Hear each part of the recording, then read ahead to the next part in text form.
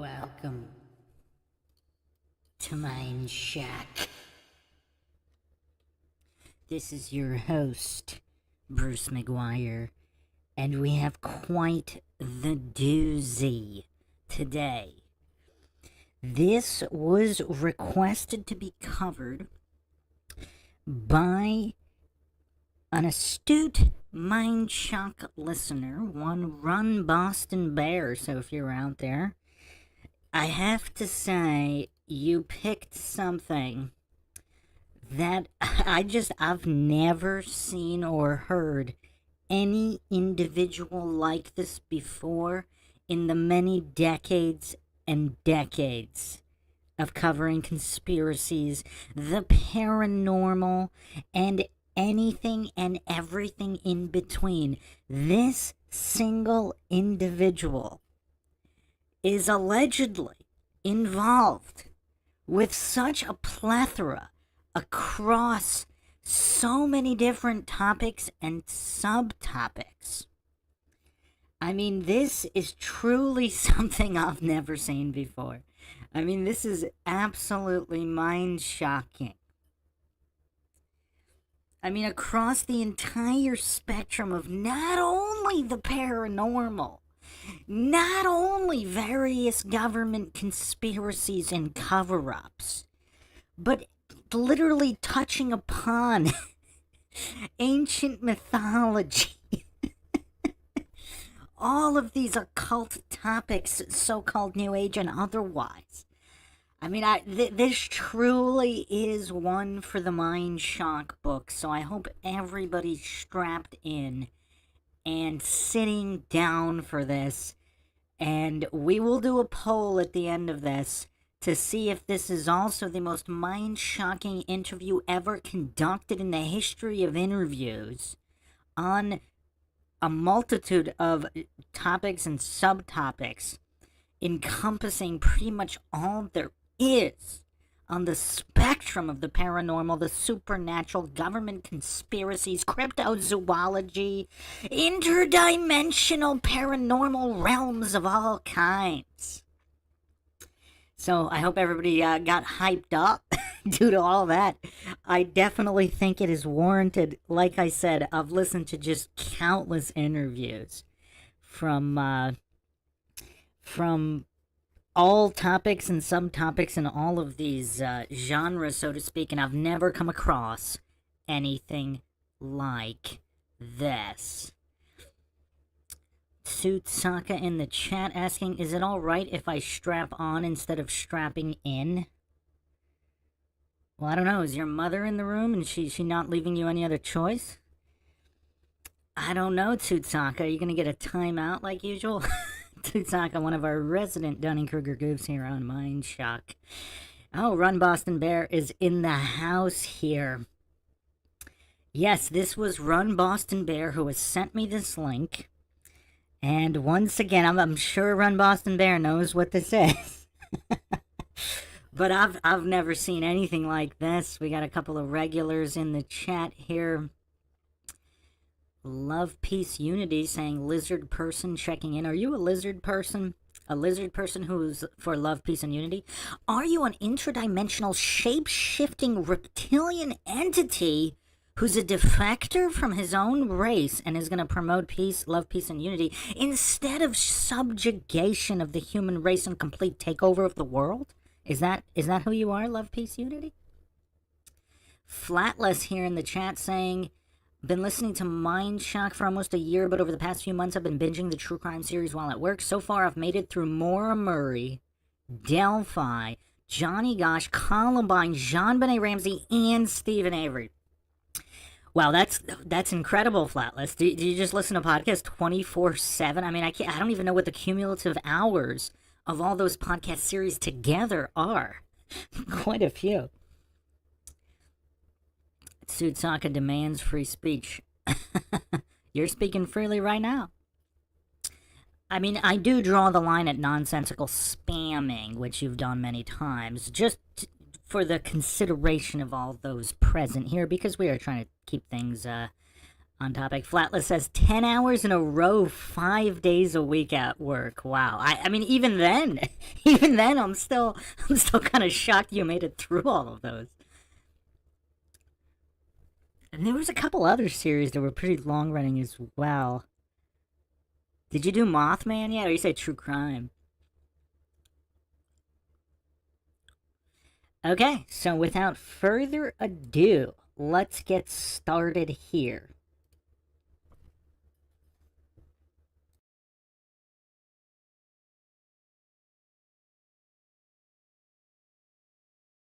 All right. Today,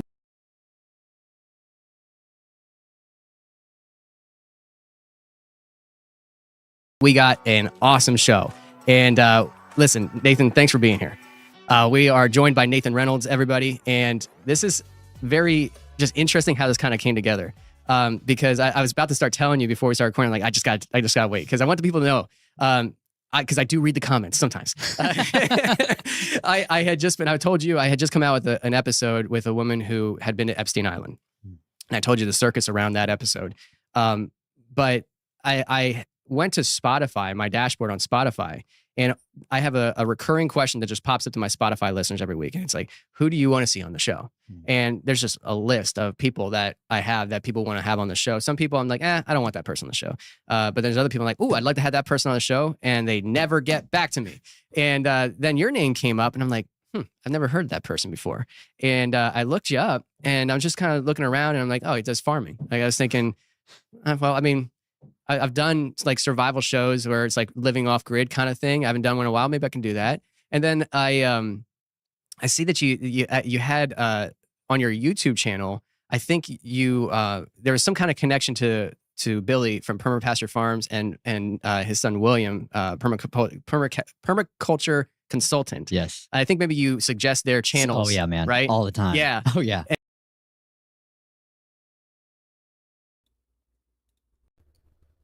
So, I don't think I've heard of the Confessionals before. It's a relatively popular podcast spanning quite a range of topics,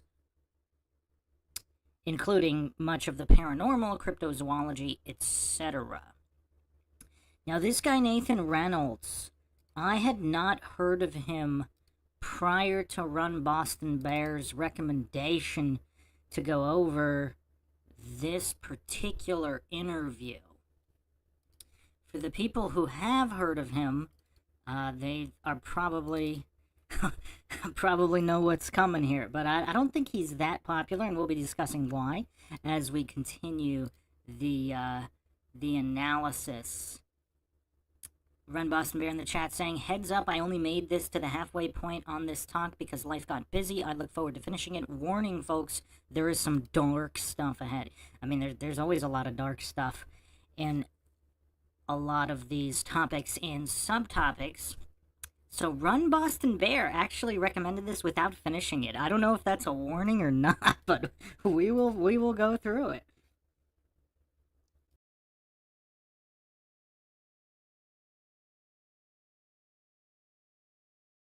And so I think on the bottom I saw like, oh, they know him. So I texted William and I said, hey, do you know Nathan? He's like, oh yeah, he's a great guy and stuff. I was like, I'm gonna email him. And so I was like, okay, so there's a common person that we know because William's been on the show before. I've been on their stuff. And then I started seeing this Illuminati stuff. And I'm like, maybe this is why, right? Yeah. And then you just informed me more that I didn't know about, like this whole military side of stuff. Mm-hmm. And I was like, holy crap. So you have a deep bag. Mm-hmm. And I'm very interested to hear your story and how this all kind of came together for you.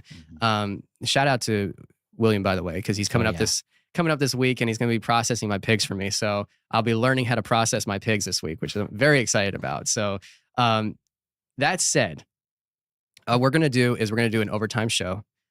So the first half, what we're going to do is going to focus on your family history, your childhood up into, I guess, adult life. And we're going to let you kind of steer the ship, but kind of getting your story out there in as full context as possible. Like I told you before, there is no handcuffs and there's no handcuffs on time. So feel free to just talk and share. and then we'll migrate into more of your military experience, because it kind of goes hand in hand from what I understand. But you started sharing some things with me about feral people and creatures being created and kill teams and all this stuff. And I'm just like, what in the world did I get myself into? I'm just super excited. So with that said, man, welcome to the show. Thank you so much for having me on. Yeah, really. Man. Absolutely. So you come from a family that I've seen described online. I don't know if you describe it this way, but you come from a family that people have described it as Illuminati family. Is that how you would describe it? That's not how I would describe it in the same way. I'll be honest. I think it's just a popular catchphrase that a lot of people are borrowing into. Now, I come from a family that they believe they are descendants of the old gods. That's the best way to say it. That they believe that they are carriers of a seed line that gives them the divine right to rule. And that is what gives them justification spiritually, emotionally, psychologically, scientifically to dominate the lesser species known as humans.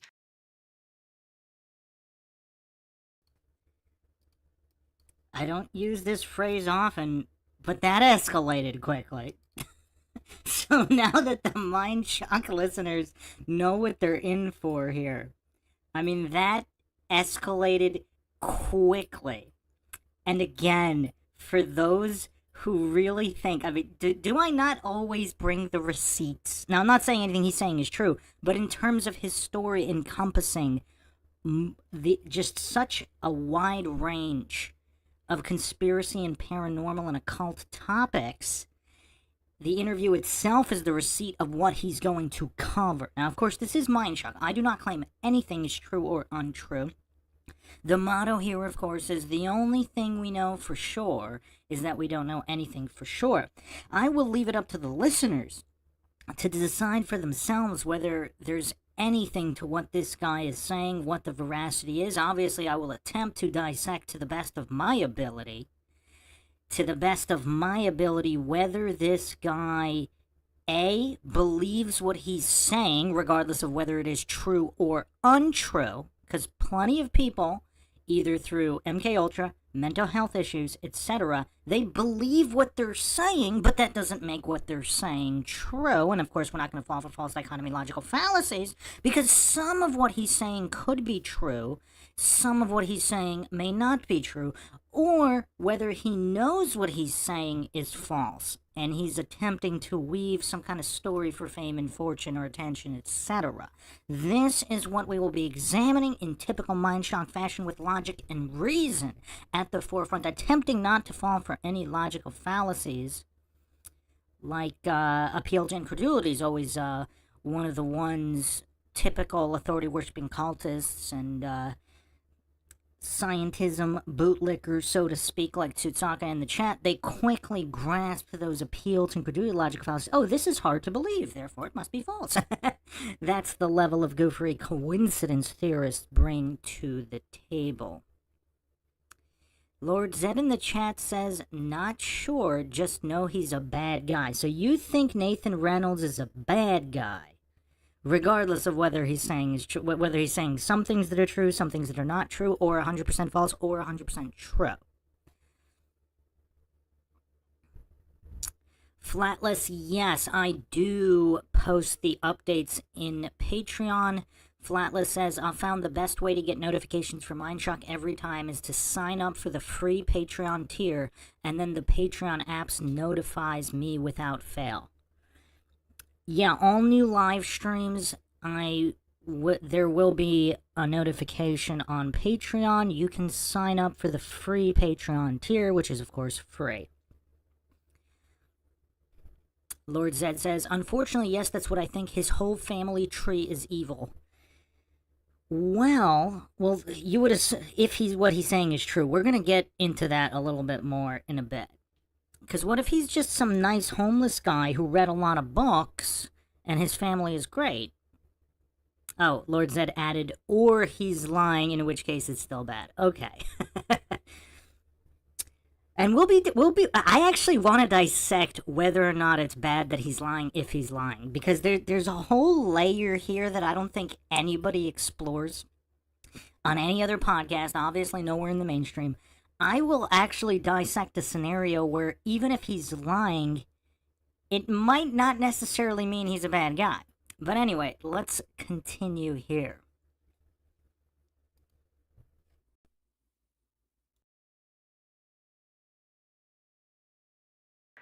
Humans literally means a lesser species of man, and they do not believe they are a human in the same way. They believe they are something other than, and that's descendants of this hierarchical ruling species that is from the celestial realm that descended in the days of Jared and came down and procreated with the daughters of men, and that they still trace their seed line back to Gilgamesh till Nimrod.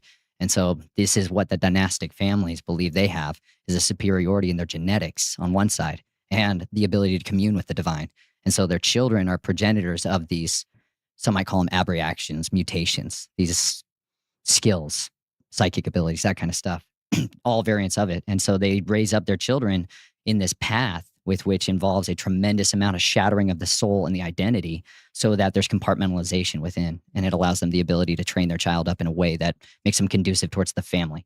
I call them the family. That's what I called them. You know, it's a better word for mafia than anything else. But no, we didn't call ourselves, like my family wouldn't ever call themselves Illuminists. Yeah. Right? They're Luciferian. That's for certain. They worship Hallel and Shahar, as he's really known, but different reasons than what people are ascribed to, you know. Interesting. All right. So I want you to start from the beginning of what your childhood was like and just walk us through this. But before you do, you just said something that I got to ask you before I forget.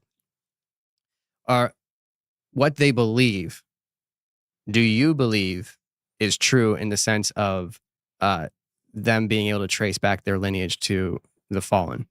Some of them, yes. I believe they absolutely can. Do you think that's in your blood? I believe it was, yeah. I believe it is.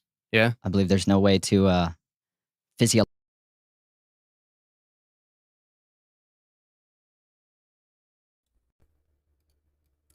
Now, you know what's interesting here? So, when some people are lying, they look up to the left or up to the right. So, you have to establish a baseline. He did both here. So, sometimes it can mean scanning from memory, other times they're scanning their imagination to make something up. So, he looked both up to the left and then he looked up to the right. So, does that mean one of these statements is false, one is true, and we don't know which, because we actually didn't really have an opportunity to establish a baseline because he jumped, because a baseline would be, you know, how'd you get that drink on the table, what's going on in the hallway when you walked into the room, things that can be verified by the interviewer so he wouldn't be lying about. Like really innocuous basic things. He jumped right into the Illuminati bloodlines and the fallen and slave species. So he did hesitate. Joyce B says he hesitated. Now the hesitation, I don't put much stock in hesitations because if they're telling the truth, if they're being honest, there's obviously things they're not going to want to reveal. So a lot of times hesitations they're not necessarily them thinking of something to make up. The hesitation could be they want to limit what they are going to reveal because they don't want to get in too much trouble or whatever the case may be.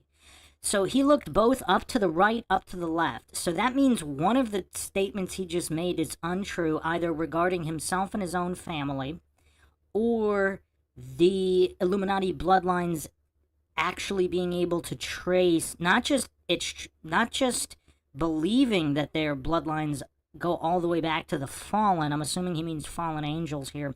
And he's going to get biblical, too. I mean, this guy obviously has an incredible vocabulary and is incredibly well studied, and he doesn't look that old.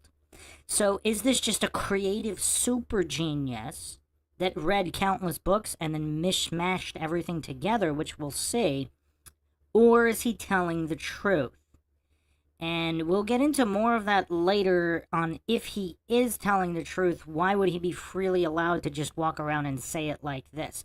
Either way, we saw him look up to the right, up to the left. That would suggest one of these statements is untrue, either regarding his own family or these Illuminati bloodlines being able to trace all the way back to the fallen angels and the beginning, the so-called beginning of the Illuminati or what. I mean, this is such a large span, and there's so many theories and sub-theories regarding what all this is. I mean, we will navigate the best we can, obviously, without falling for any silly logical fallacies like Tsutsaka wants to do in the chat.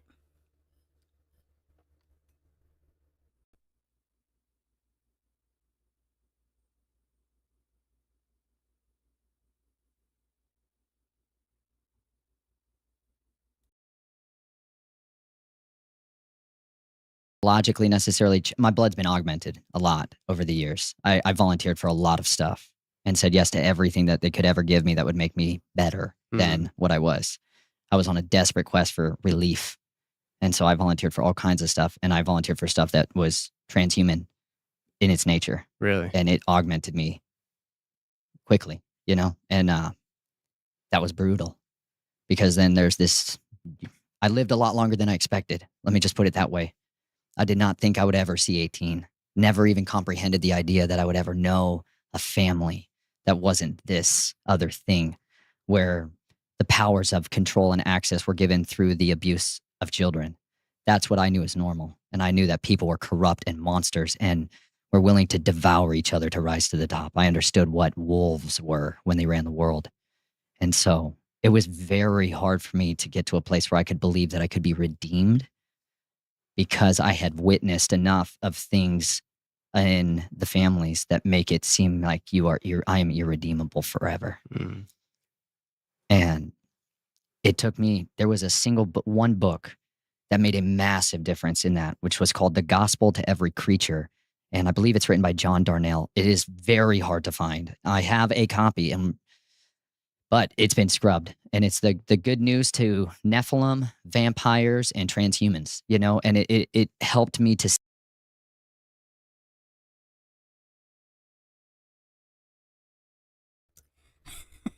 So who thinks this is living up to my intro so far? Nephilim and vampire and transhuman. In the same sentence. This guy's talking about Nephilim, vampires, and transhumans. Has this lived up to the intro? And we're just in the first couple minutes so far. This is only the first couple of minutes. This might be the most mind-shocking interview I've ever witnessed. And you know what else is kind of interesting? He's hard to read. Now he's looking down and to the left, but he's hard to read, which makes this interesting. So is he an MK Ultra subject, which he's going to admit to something similar to that, I believe, since he signed up for all the experiments or whatever he just said. He's going to get a little bit more into that. And what does that mean? Because if he's been MK Ultra'd, he's not a reliable narrator. So would he himself not really know what was true and what wasn't true?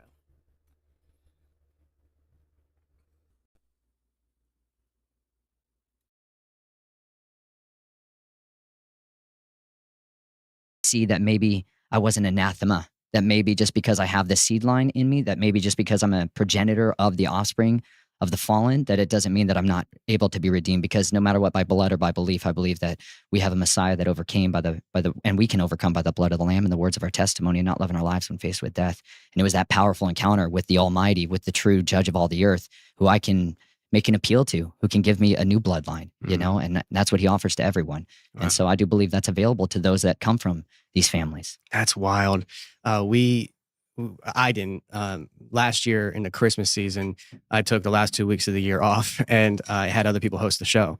And my friend Joel did an episode that he called "Good Nephilim," and he kind of goes into this idea of Nephilim being able to be redeemed. Yeah, and it's a concept that I feel like has not been tapped into a whole lot. And he did on my show for I think the first time, and since then he's kind of uncovered more information to back up his claims.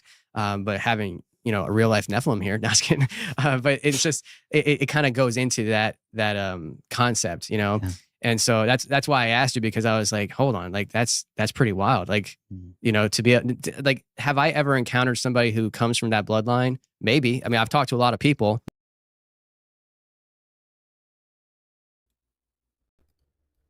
I just want to add something about the interviewer. So the interviewer here, I don't know this guy's name, but from the Confessionals podcast, he's looking straight, making direct eye contact, no micro expression, or tells that he's being deceptive.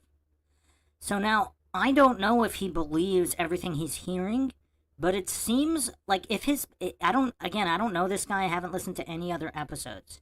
So if his position is, I'm just going to have people on and let them speak, and he's not actually pushing anything as true or untrue. He's just providing a platform for literally anyone and everyone to come speak their mind on any issue. But he's not coming off as deceptive here so far, anyway.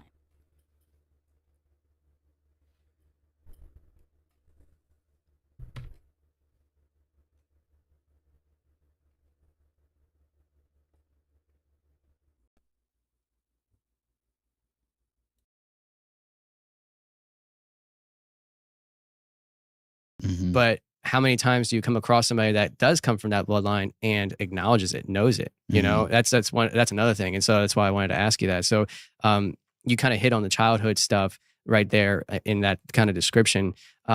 Was it something that came from complete childhood where it's like from your earliest memories it's just been kind of manipulated and jacked up? And what was that like for you growing up? Well, my family set up a base of operations. They're from the East Coast, the Reynolds family on one side. My mother's family, just for clarity, I've never exposed a lot of the side of things that were going on with, let me say it another way. The Reynolds family on my father's side, they're all from the East Coast out here, and they're a dynastic family. You know, like my great-grandfather, a man named Don Potter Reynolds.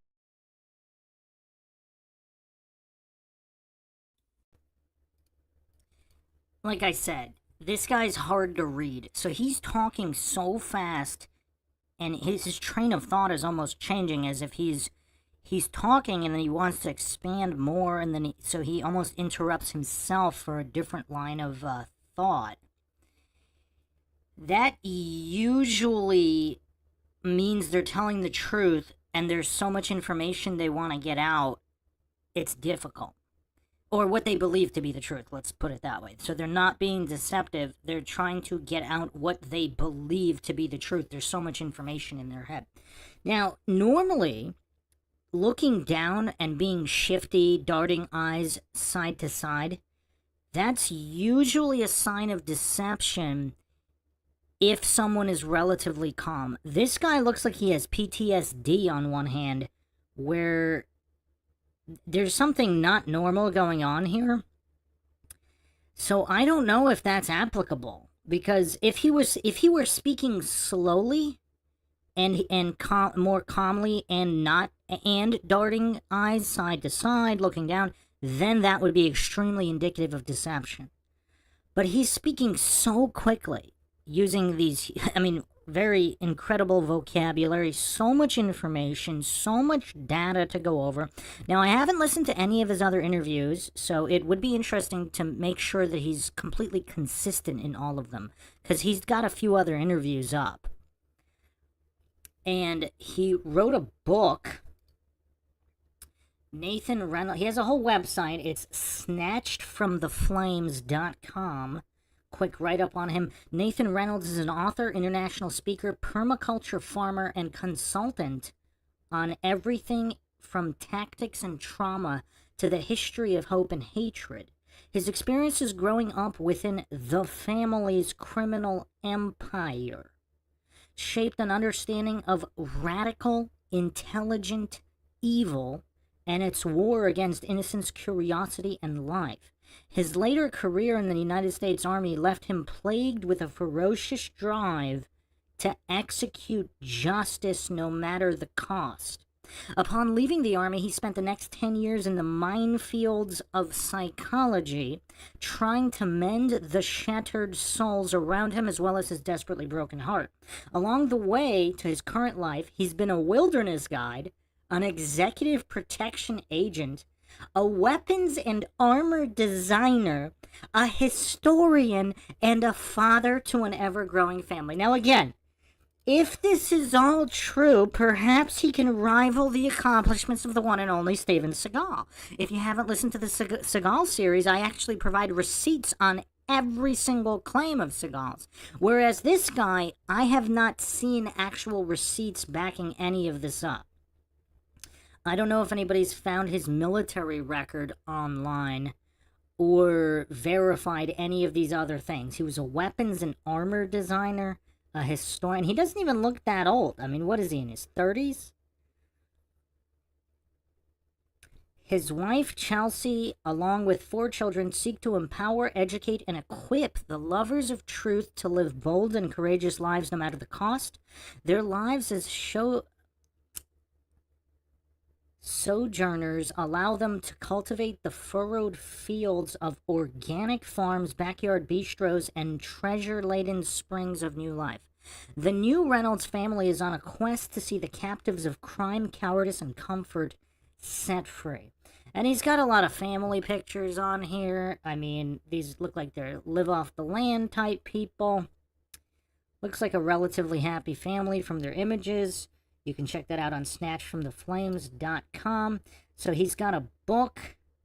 Now, what's curious, wow. So he actually, for the people saying he wants to make money, the book is available for free to read online right on the website. So that's a curiosity. I actually didn't know that. I'm just going through the site right now. So is he not a grifter then pushing the book? Because normally, a lot of people in any field,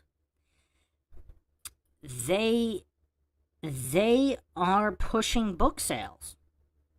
This guy has his entire book available for free to read on his main website. I gotta say that leans towards credibility in the sense that he believes that it's all true, regardless of whether it is or it isn't. Interesting. Flatless in the chat saying 100% agree. His body language screams PTSD to me, not deceptive. And again, the PTSD could be from whatever he did in the military, if he was indeed in the military, or not. I mean, if this guy, I think. Wait, I skipped through the interview earlier. We'll get into whether he was homeless or not. A lot of homeless people have PTSD as well, just from living on the streets, being randomly attacked and stolen from. So if he does have PTSD, it doesn't mean it could only have come from the military, etc. So that doesn't mean all of his story is true. It doesn't mean all of his story is untrue. But we do have to consider that he made his entire book available for free on his own website.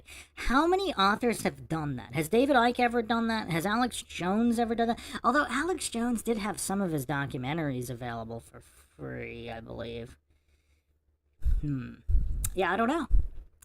He does have a donate button on his website, but then again, doesn't everybody?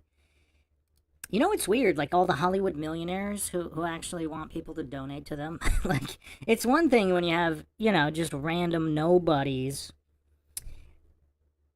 relative nobodies, and then you have like these multi-million-dollar, like people with two-digit millions net worth asking for donations online. That's always weird. But this guy, his whole book available for free.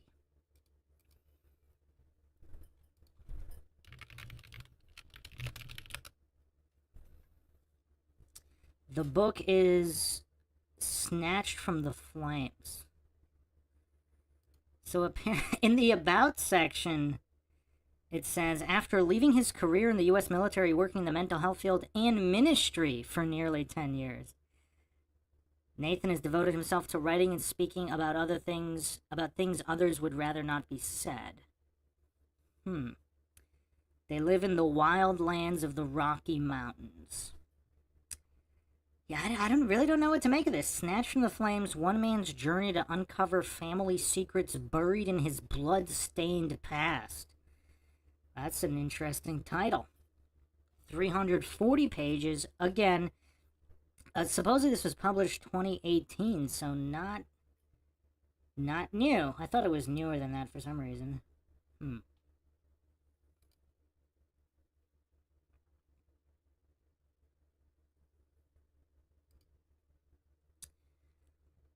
Nathan Reynolds is quite a popular name. There's another, I don't know if this is the same or different Nathan Reynolds, but a Nathan Reynolds also wrote the book The Complete Pokemon Trivia Collection, Generations 1 through 8.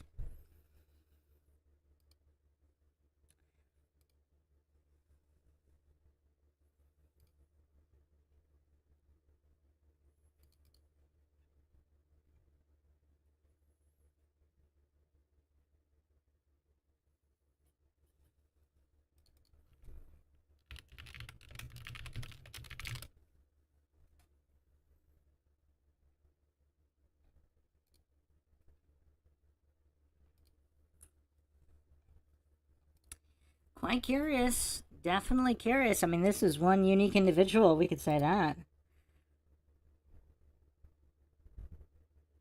Jeff Hunt in the chat says hypnosis memory insertion. The mind fills in the gaps.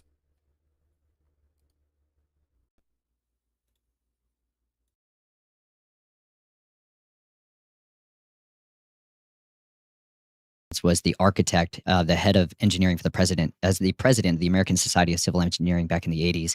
And he's the one who put the new torch in the Luciferian hand of the Statue of Liberty of Columbia. And so he's a master Mason Luciferian in that way. And he was so much of the shot caller for the family at that time, especially when I came into being. And but my dad left that thing and moved out to the Southwest and started a different empire.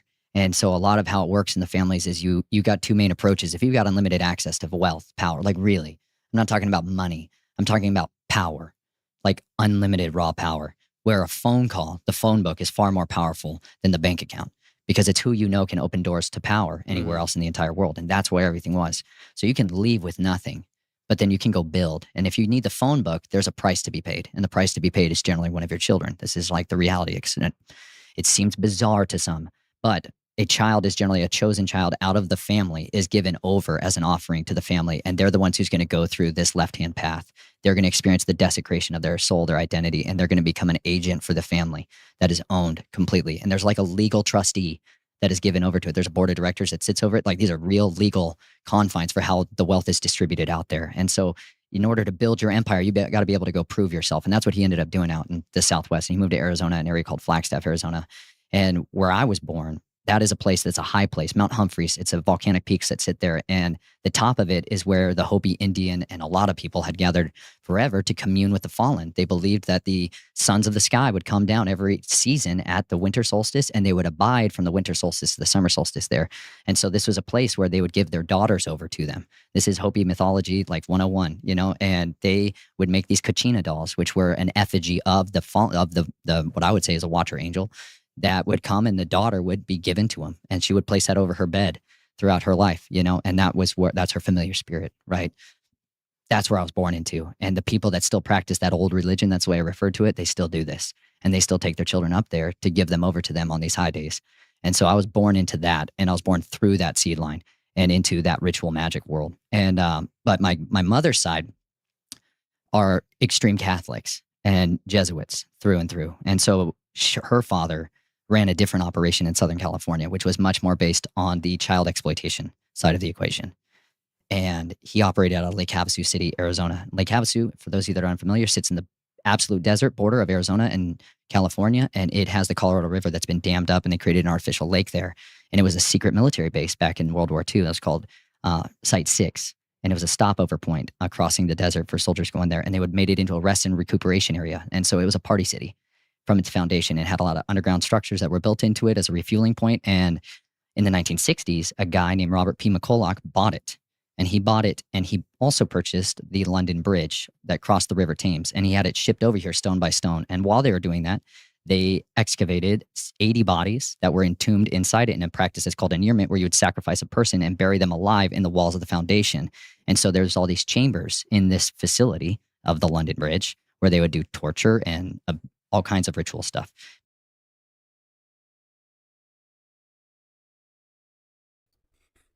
Has anybody heard any stream of sentences that encompassed that many conspiracies in what was that, less than 2 minutes? He just went from secret bases to London Bridge. I mean, to Hopi Indians, Kachina dolls. I mean, what? I mean, that's a lot to unpack there. And the rate in which he said it, I mean, that's truly incredible. I mean, this guy, again, I have no idea whether any of this is true or not in general, in terms of his relation to it as being the truth. Obviously, these are all things where there are theories out there. You can read books, you can read theories on the internet alleging these things. I've never heard anybody spin them all together like that in just a few sentences. I mean, that was quite a wide range of topics in just a few sentences. Oh, man. Wow. Wow. Wow. Lord Zed says, I really hope the same guy wrote the Pokemon book. Well, I mean, if he's an expert in that many things, why wouldn't he also be an expert in Pokemon? Right? I mean, why wouldn't he also be an expert in Pokemon? Now, is there some kind of occult Illuminati connection to Pokemon? I wouldn't be surprised at this point. I would not be surprised. I mean, anything that goes mainstream like that, anything that's this just super popular mainstream thing, I mean, is it more likely there isn't a connection to the Illuminati, or there is? If it's that popular, perhaps it's more likely that there is an Illuminati connection than there isn't. Are Pokemon some kind of just genetically altered? Just some kind of genetically altered hybrids of some kind? And that's the blowing of the whistle, the revelation of the method, the predictive programming of sorts. Is that what this all is?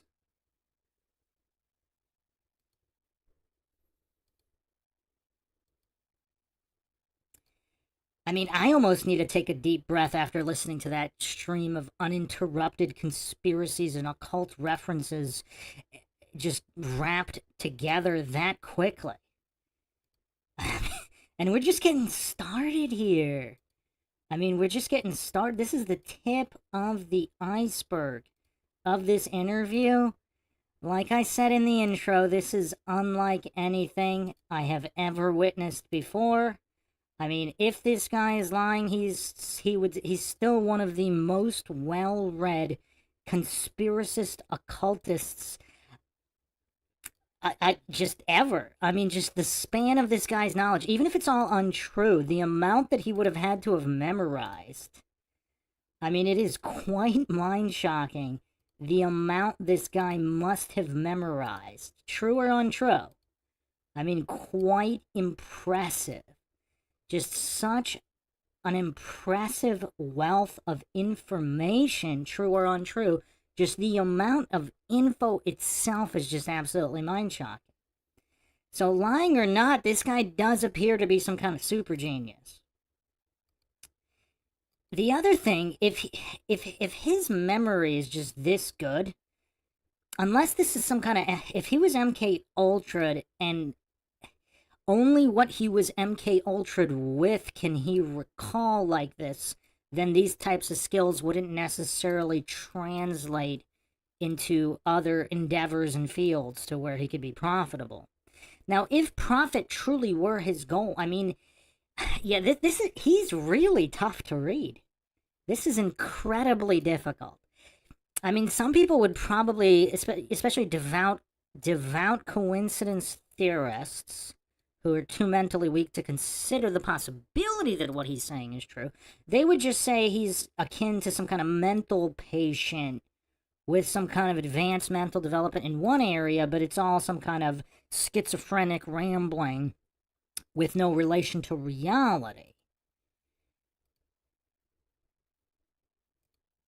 But I don't know. I mean, I really don't know if skeptics have even attempted to rebut anything he has ever said or claimed. Is anybody in the chat who's familiar with this guy, are they aware of any alleged debunks on this guy? Any attempted debunks?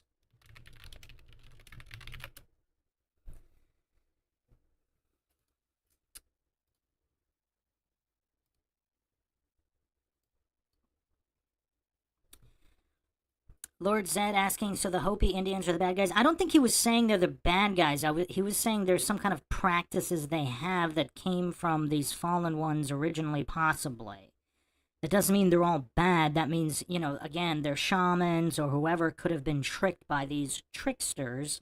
Another word for Satan, the trickster, whatever, these entities pretending to be gods. Some of the Hopi shaman and etc., they could have been fooled by the Snake Brothers, if you haven't checked the reptilian series here on MindShock. Check it out. The most comprehensive analysis on the interdimensional reptilian alien shapeshifter theory.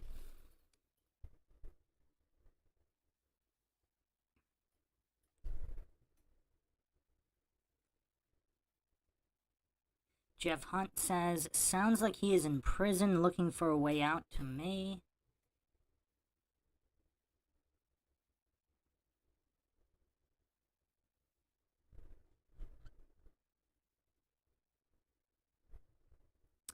Joyce saying, JR Nana Boomer saying, I believe the church is involved in everything. Joyce responding, stay tuned, supposed to be a mind-blowing episode. I may change my mind yet. So far, I'm leaning towards Truth Teller. I'm leaning towards MK Ultra. I don't know if that means he's a truth teller or not, though. But I'm leaning MK Ultra. That doesn't necessarily mean he's telling the truth or lying.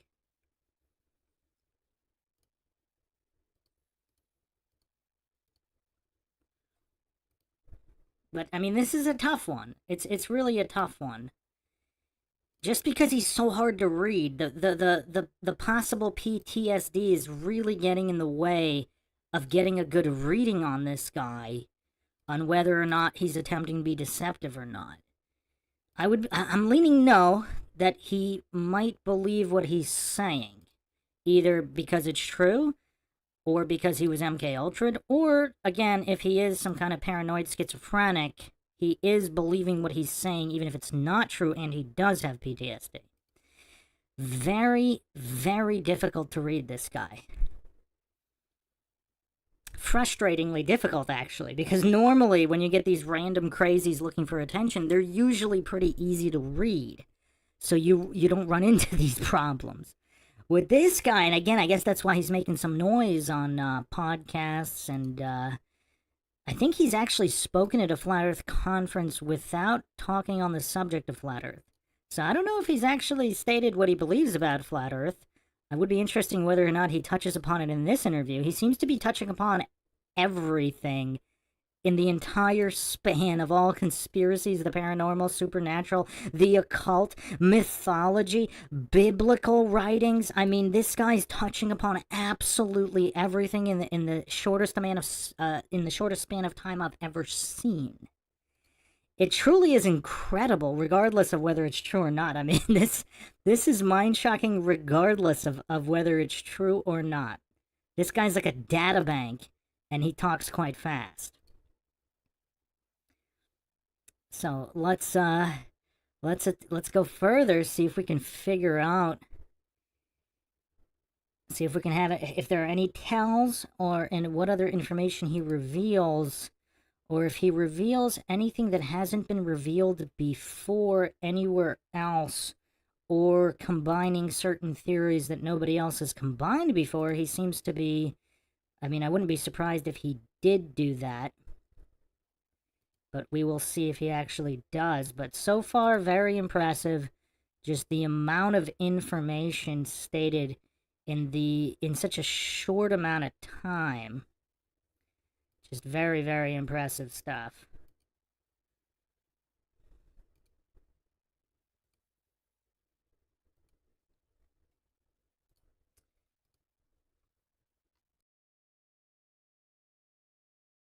But this is why the sing-song nursery rhyme, the London Bridge is falling down, falling down. That's a nursery rhyme to talk about how you have to give your children over to the government. And there it is. And there it is. Now he's getting into nursery rhymes connecting to the Illuminati conspiracy of these sacrifices for purposes of ruling, possibly getting this energy from interdimensional entities, the fallen, whomever. And there it is.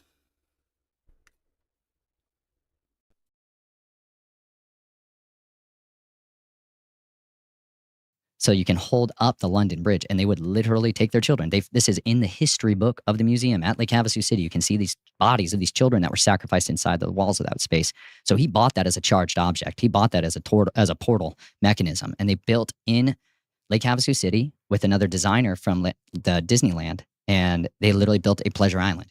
That's what it was facilitated for, and they designed it so that it would be a retirement community that would facilitate the exploitation of children. And that's exclusively what that city was founded and built for. And so the original founders of that operated out of the Knights of Columbus predominantly as a wing of the Jesuits. And that's the business down there. It's an industry to cover up child abuse. You got a bunch of old men running around with little boys, and everybody thinks they're grandchildren and nephews and nieces and all that rest. And so all along that area down there is where I would be taken from my earliest days and shattered, abused, traumatized, systemically so. But it's for behavioral modifications purposes. That's the end goal of the abuse, is to shatter your willingness to resist and to break your will. And once they own you and you have been woefully convinced you can never get out, you give in. And that's what happened. I became the person who I was died, and the person they wanted me to become was what was born out of that disgusting Phoenix ashes, Wow.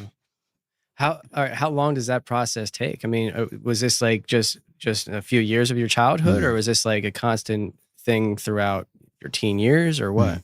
I mean, every individual is different. How long does it take to break a dog? That was the approach they took with me. You find out everybody has different talents and giftings and capabilities and capacities. And so in the beginning phase, a lot of it is you're just raising them up a little more normally. There's a lot of early trauma stuff that's hard to articulate and can be messy with memory but as I got older, like 5 and 6 years old, man, it became very apparent that I had a desire for justice. That was like the sole deepest desire that I had, was I wanted people to know freedom, because I had been so deprived of it from day one. And there's this practice of switching mothers. You'll have a cult mother, and then they have your regular mom, and then they create this trauma bonding so that you'll bond with anybody that they want you to do. And this happens by taking you away from your mom and your dad constantly and giving you new mom and dad, new uncles, new aunts, right? And so you're living in this constant state of destabilization. Did he also just describe the public schooling system? Young children taking teacher to teacher, class to class. Every year is different. Interesting.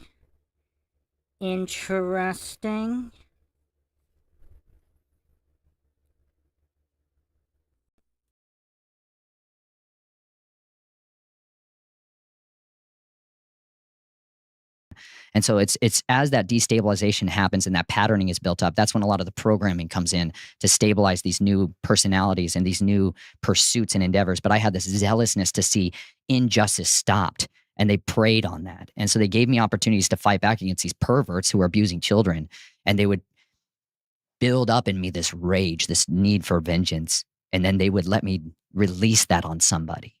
And in the beginning, it was people I knew were.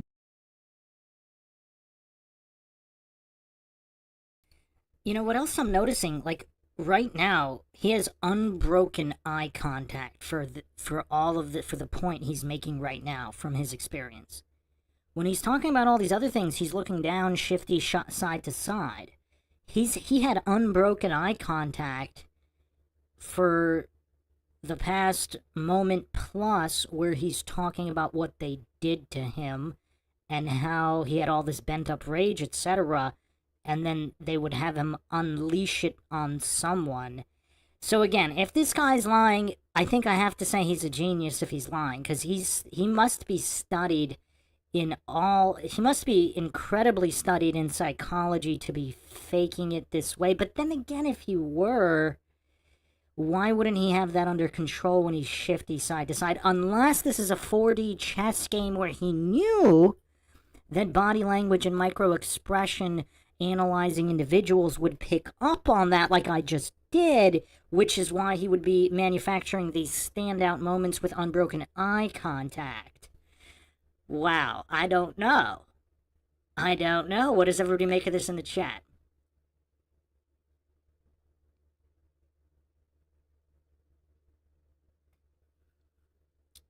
I mean, how smart is this guy? That's my next question. How smart is this guy? Is he intentionally Is he intentionally being shifty to mimic PTSD and intentionally doing these sections of unbroken direct eye contact with no shiftiness or twitching of any kind at certain moments?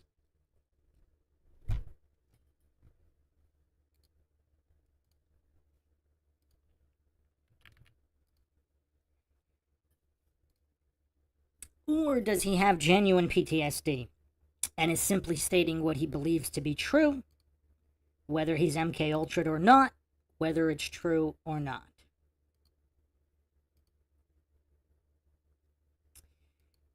Big questions here, big questions.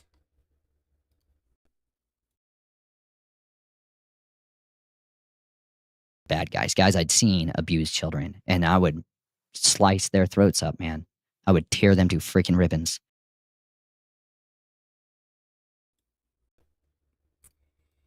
Again, he said all of that completely calmly with unbroken eye contact. This is a completely different demeanor than when he's talking about all these other things with the bloodlines.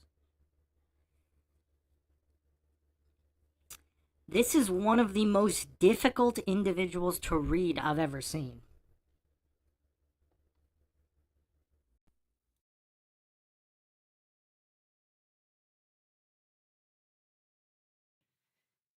And I loved it because I finally felt like I could stop something that I knew was evil. And I thought this was the way to stop all these monsters in the world. I just wanted to hunt monsters in the night. I just wanted to go down in the tunnels and hunt. And that's what they kind of created in me, this just freak of a need to hunt. And then they would bury that away and you go back to normal life and you go back to Christian school and you go back to the regular life, and your parents act like it's just normal, you know, but they're like, you got to have cover stories for why your child's all beat up and bruised and your face is smashed in. Like, I've had multiple reconstructive plastic surgeries from fights, you know, like fighting for my stinking life. You got to have cover stories. So we would move around constantly. My parents would move us around sometimes every 6 months or not. But once you have a friend or a teacher or somebody notices, starts asking questions, or you start bonding with somebody that's outside the cult, they're not going to tolerate that. And so we would move all the time. And now my sisters on the other side, they weren't roped into this thing. I was in a male cult. This is the Brotherhood of the Snake down in Lake Havasu. But this is, my sisters weren't caught up in the same thing, but they were caught up by the family as a whole. And so this carried on, and we moved into this place called Sholo Pinetop Lakeside, Arizona. And this is where an area, they would move to these specific high places where the veil is really thin. There's a very famous story of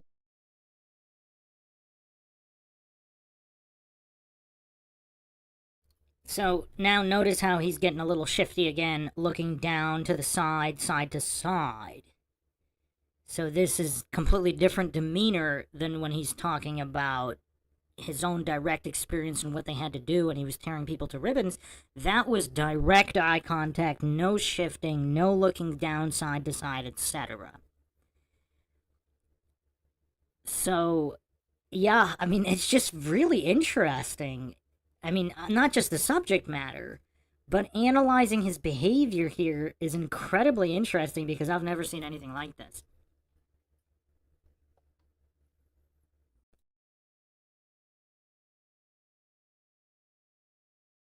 about a guy who had an alien encounter out there, Snowflake, Arizona. And this is an area where I was right on the Apache reservation. White Mountain Apache Reservation was 100 yards from my door. And they would go out into the Apache reservation to these specific high places and do these rituals and this ritual magic.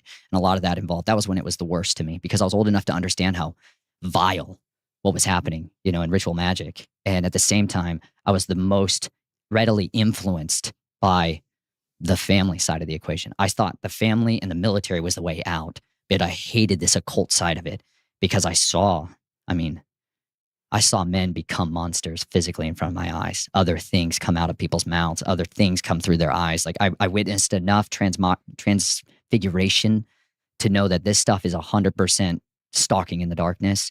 And I don't want that to rule me forever, you know, but it was hard to not resist, you know, you're in it. Well, so, all right, seeing things like that, like you say, all right, so you said you saw men become monsters. Is that metaphorically or literally? It's literally. I've seen men do nasty things like an animal, but then I've seen men become not people. Like literally not through the change. people. Yeah. Okay. And there is like lycanthropy, and there's these understandings of what the watchers are capable of doing.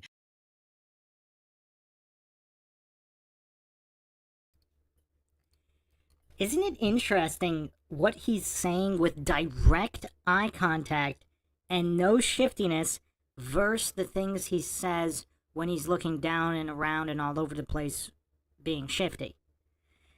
He just said that with direct eye contact, like no doubt in his mind that he's seeing some kind of lycanthropy in front of his eyes. We're going firmly into MINDSHOCK land.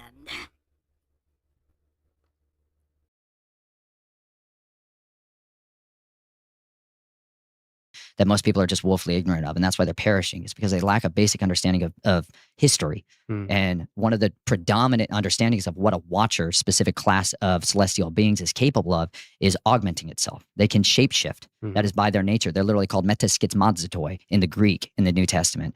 And it's because he says it's marvel not, because Hasatan you could say like transforms himself. That's a good word for it. But he shapeshifts himself into an angel of light. And his messengers, his apostles, disciples, they do the same thing. And he's like, this is because they are capable of becoming anything they want to be in order to deceive on one side of the equation. And that's what they'll do. And so when people start engaging in these necromantic rituals and other stuff, and they start to seek the embodiment of these celestial ones, they can get these things on them and in them, and they can't contain them.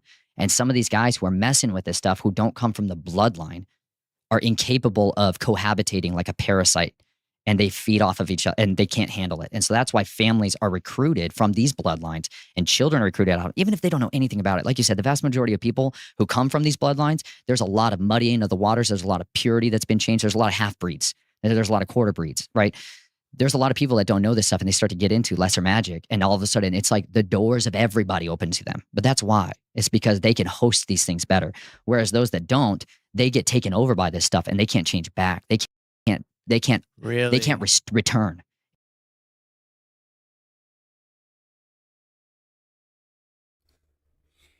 Wow. Who thought we would be in the realm of necromantic lycanthropy transformation of the fallen Illuminati bloodlines deceiving humanity? Who thought we would get here? I see a lot of things coming, but I did not see this coming. I did not see this coming. Okay. First of all, it is quite impressive how he just rattled that off. And on not just rattled that off, but on the tail end of rattling off all these other things quite quickly. So, huge data bank in this guy's brain. I mean, it's really tough. It's really tough because a lot of this he's saying with unbroken eye contact, very direct, and some of it is shifting around. If he had consistent PTSD, though, it's just, again, it's very difficult to read this guy, which is what makes it so fascinating, in addition to obviously the information he's relaying. But his behavior, to me, is just as fascinating as the information, because it's so hard to read.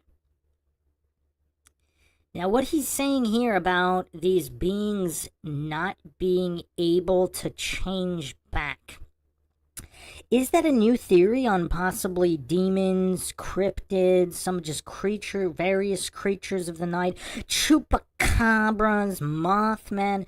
Are these some kind of interdimensional Nephilim beings involved in necromantic rituals, and they're not able to shift back to whatever form?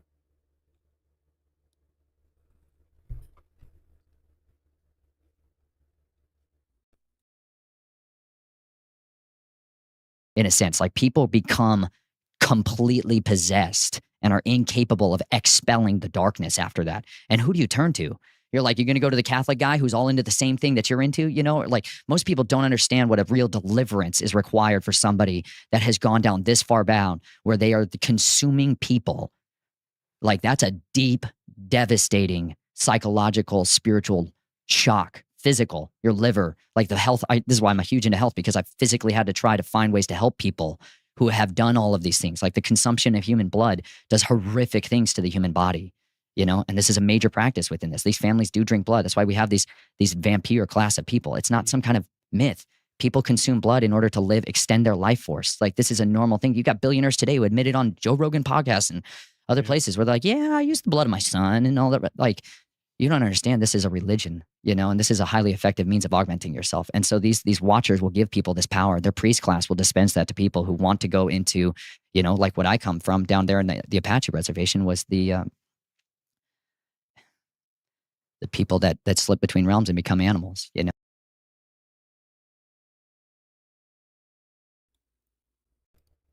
The people that slip between realms. Necromantic rituals. The priest class of watchers. So he's bringing Highlander into this. The Watchers, for those who didn't watch the Highlander series, were an integral part of the Highlander mythos. Not to mention all the adrenochrome and vampirism. I mean, that's been around forever. He's weaving some very interesting theories together. I didn't think he would bring Highlander, the Watchers, into this. I know the Watchers aren't exclusive to Highlander, but Highlander's an awesome TV series. Anybody else get the feeling that this guy could literally talk for 10 hours about any of these subjects? Like, we could say, okay, let's go 10 hours on Watchers. Or not just Watchers, the priest class of Watchers. How many classes of Watchers are there? I mean, just the confidence in this guy, too. I mean, it doesn't appear that he has any doubt in his mind regarding anything he's saying. But this drinking of the blood, connection to vampirism, and those who slip between realms. We're talking about realm slipping here.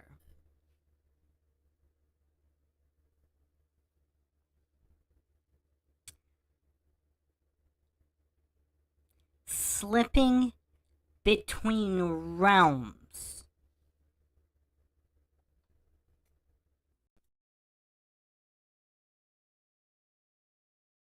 And it's You are hitting things that are confirming so many things that, like, I speak hypothetically about, almost in the sense that, like, I believe but I can't prove, kind of thing. But like, for instance, years ago I had a guy on the show, and he didn't say it on the show, so I usually don't say his name, because some people know who I'm talking about, some people don't. But because he didn't say it on the show, I don't know why I didn't say it on the show. But he said that he was a former, I guess, I forget, like, Satanist or whatever. Like, he came from a deep line of this stuff, and he said at one point, he says at one point people have to make a decision whether they're going to go the vampire route or the werewolf route. And he said that he was told by somebody who went the werewolf route that he should go vampire, because doing werewolf is like the most painful thing you'll ever experience in your entire life. I don't know. I can't say factually how true that is or not, but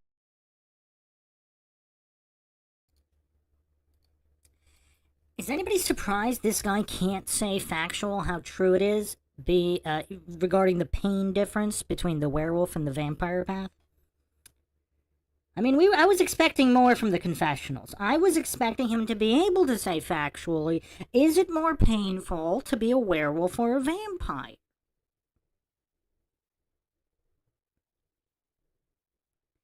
Big Pine Sailing, with the lyrics for Princes of the Universe, the main theme for Highlander. I am immortal, I have inside me blood of kings, that is correct.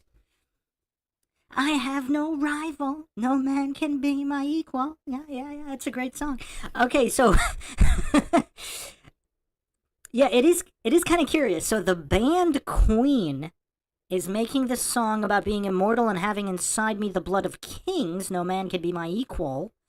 The guy's name is Freddie Mercury. Mercury obviously being a substance of critical importance in the occult realm. Some people think that Mercury actually powered some of these incredible Vimana, or this kind of advanced tech was powered by Mercury. Interesting, Freddie Mercury of the band Queen singing about immortals and the blood of kings. That is true. Big Pine Sailing, the movie rocks, one of my favorite. Yeah, Highlander is a phenomenal film. Is the reason beheading was so popular because the only way you can defeat them is to behead them?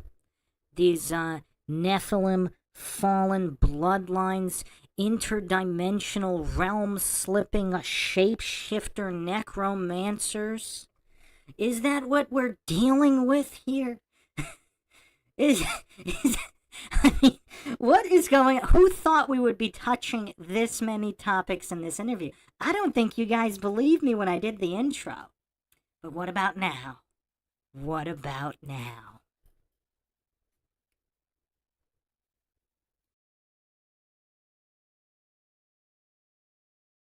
You're saying a lot of similar things, and now you're saying that there's traversing realms involved with this. So so you're saying, are you saying that there are people who are traversing realms because of their ability to change into these things, or are those two separate categories, or sometimes the same? I would say it like this: the reason that there's these First Nation people have preserved these priest class, right? Just all across the world. This isn't just like localized to white European people. There are people here who practice this type of same old religion, and they call them skinwalkers. That's a name for them, right? But these witches and warlocks that practice these things, they go and rob graves and they take the infants' bones out and they grind them into powders, and they use that as poisons. Like that. So the Jesuits was this like massive assassination team training group that was operating there that started training me. Well, then it was like you needed to learn this spiritual side of assassination and hunting and stalking. And that's where the skinwalkers and the Navajo and the Dene are like they have a different priest class that does that. And so that's what I got put out there for, because they do stuff like slipping between realms. We call them shadow walkers in the industry. Like these are guys that have this means to go between spaces.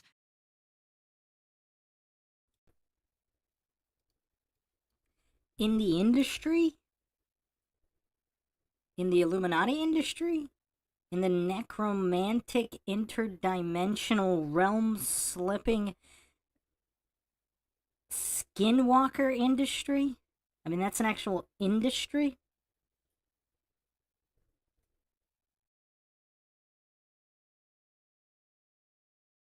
And so whether you can't hear them, you can't see them, you can't detect them, they're not on thermal, but there's certain types of ways that you can detect them. So it's like you have to get kind of raised up into these arts. And these are like, this is why we call it like, this is to me the realm of Azazel. I'm just convinced that this is all Azazel's kingdom in that realm, and that side of it. And people are just branching off of his tree of knowledge of good and evil side of it, and he's ultimately the one that was teaching men these ways of war in that sense of it. But like, just like with what happened with Nebuchadnezzar, man, they cursed him with lycanthropy. Daniel warns him, hey, don't go down that road. You got a dream from the Most High. Don't do it. And he did it anyway. He said the watchers are going to curse you. And that's literally what they did, man. They cursed him and made him a beast. They took him down the lycanthropy road, because that's what they do, man. His hair grew out. His nails grew out. Like, he became a different thing that if you and I spotted it on camera, we would say it's a cryptid. We would call these things cryptids because we don't have a proper working knowledge of history and understanding why people called these things these names. But the vampire side of the equation, they tend to be much more human masquerading, whereas you get much more feral production when people start to take this other route of becoming a beast. That's kind of the options that they give people in that world. But I believe a lot of the guys that you see out there, or who are experiencing these things, they're loose assets for families. Like, these are guard dogs on estates. Like, that's literally, there was a training program I had to go to when I was 9 years old, and we'd go up to this farm in Michigan that was in the family, my dad's cousin, and they train all of these police, military, law enforcement, and VIP protection dogs, but then they have other cages that are man-sized cages for other stuff, because that gets brought in by the families, and it's like some of these are people that are just beasts, like physically people that are like not like the rest of us, strength-wise, speed-wise, power-wise, intelligence-wise, and then others of them are just unrecognizable as anything related to man. And so is that their ability, the strength, intelligence, is that something that is brought on through ritual, or is it brought in on through like medical injections? Mm. You know, like I've heard stories of, you know, military injecting, you know, people with things and they essentially become a super soldier. Is it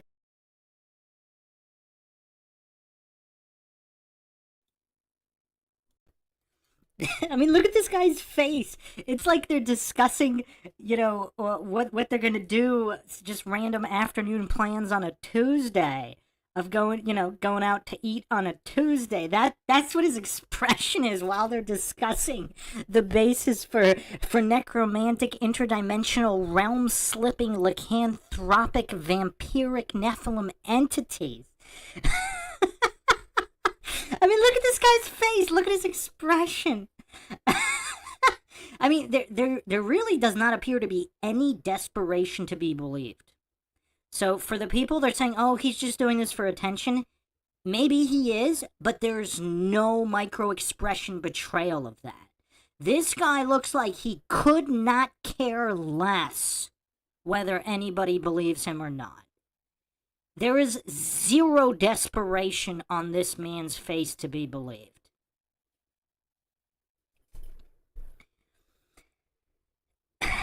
I mean, his expression here is just, this is incredible. Just the amount of topic, not just,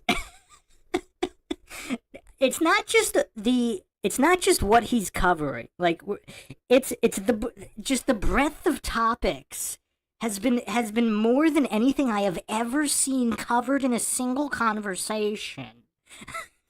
and just the casual, nonchalant nature of discussing it.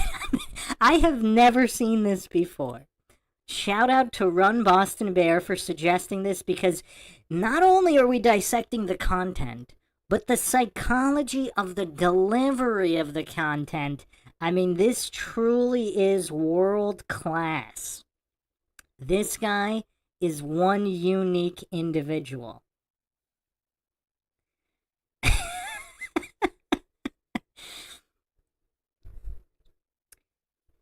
This guy has left me as close to speechless as I think I've ever been left.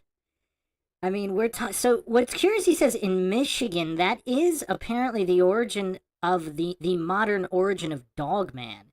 If you haven't checked out the Dogman podcast, I did 2 episodes here on MINDSHOCK. Comprehensive analysis of the Dogman mythos. It is based in Michigan. It is. And that's where this guy's saying that his dad's cousin had cages brought in with these beings.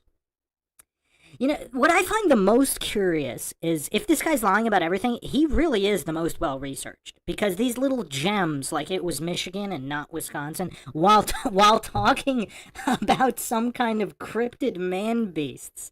I mean, wow. I have to say, this guy, genuine or not, this guy is incredibly well-researched. I mean, he's tying in all these First Nation priest rituals to all of this, like the skinwalkers, which is of course a fascinating topic in and of itself, and the walkers between realms, which I actually have quite a few books on this. This is prevalent in Native American, what modern so-called scholars, we call them quackademics, would refer to as mythology, but this is Native history as they wrote it. They didn't write it as mythology, they wrote it as their truth, regardless of whether it's true or not. Man, this guy knows a lot of stuff, whether he's being genuine or not. And I have to say, he looks like he could not care less whether he's believed or not.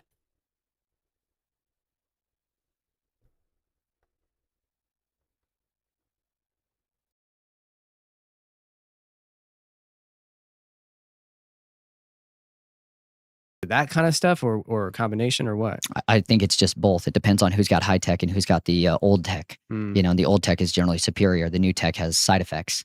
You know, when people are getting injections and are using, you know, recombinant DNA to start augmenting stuff, there's other variables that are unpredictable.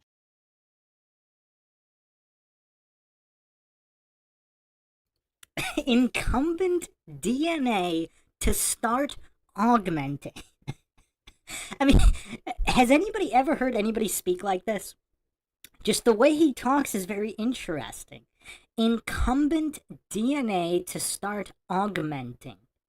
Old tech is superior to new tech. So how much research on Antiquitech and Tartaria did this guy do? Because now I'm really curious. I am so curious whether, like, what this guy thinks about Flat Earth, Tartaria, all of these, Fomenko's new chronology. Because he's talking a lot about, those are pretty much the only topics he hasn't touched. I mean, that's pretty. Those are the only topics he hasn't touched yet.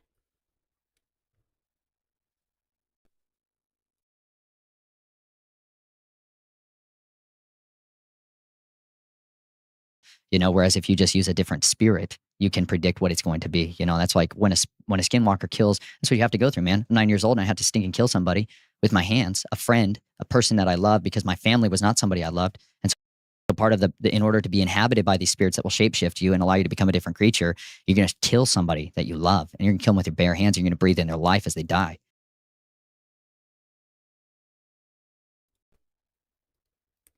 You're gonna kill someone with your bare hands and breathe in their life as they die, all with unbroken eye contact.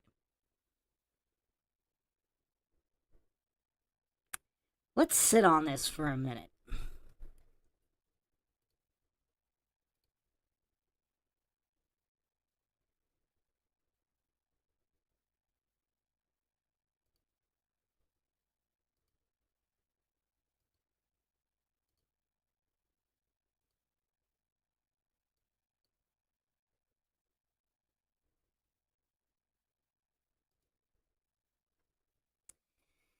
I mean, what he's saying really isn't anything new. I mean, this is literal ritual sacrifice, where you sacrifice the loved one. Like in a lot of big, powerful families, there seem to be an unusual amount of children that have died. Some people point to, let's say, the Ramsey family. JonBenet Ramsey was not the only one who died. John Ramsey actually had another daughter who died. So, again, ritual sacrifice of loved ones. This is absolutely nothing new. I've never heard anybody talk about it in this context, adding in necromantic, Illuminati, Nephilim, interdimensional realm walkers, lycanthrope vampires of the priest class of Watchers. Haven't heard it phrased quite like that before. But ritual sacrifice itself, nothing new. What are everybody's sentiments thus far? Is this living up to being the most mind-shocking interview ever? People think I exaggerate. People think I utilize hyperbole, but do I really? Do I really, or is it simply accurate descriptors?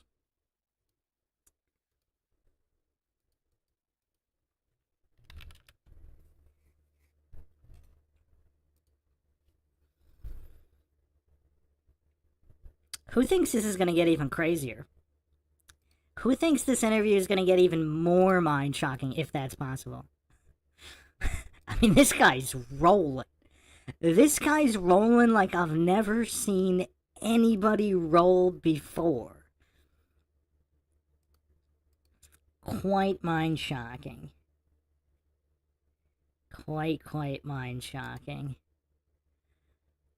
I'm not even sure I've had my mind shocked this much before. Not just by the information, but the delivery. The delivery is quite unique. And again, I will reiterate again, he really does not appear like he appears like he does not care if he's believed. He doesn't care if he's ridiculed. It doesn't seem like he's doing this for attention. There's a lot of kooks out there that make up stories for attention. Now, again, if he is some kind of paranoid schizophrenic, again, that wouldn't mean that what he's saying is untrue. Because if it is true, I mean, wouldn't he appear to be a paranoid schizophrenic? If what he said is actually true and he lived through it, is he supposed to appear normal after that ordeal? A lot of coincidence theorists, authority worshipping cultist goofs, they hallucinate that has to mean that what he's saying is false. I mean, it's really weird. Like, if what he's saying is true, would you expect him to not have PTSD? Would you expect him to not appear to be crazy? Like, what are the expectations from coincidence theorist goofs regarding this?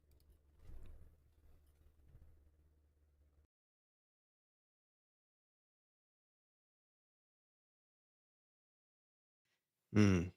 And it's when you do that this stuff comes on you, and that's the stuff that makes you convinced you can never be redeemed. I believe it.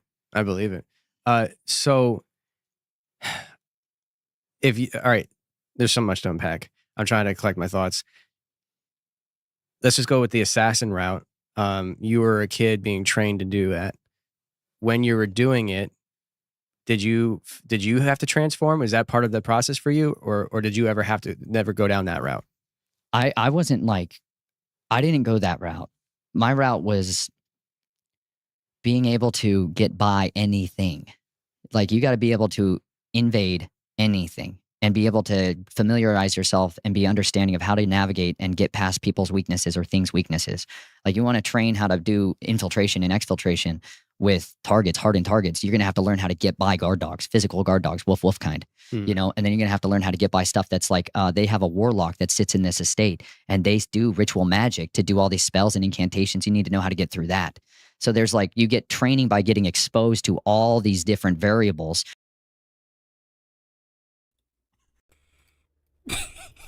Okay, so this guy's trained as some kind of ninja to get past warlocks for infiltration and exfiltration. So this guy was specifically trained to bypass warlocks. How many warlocks are out there? How many warlocks are out there guarding facilities?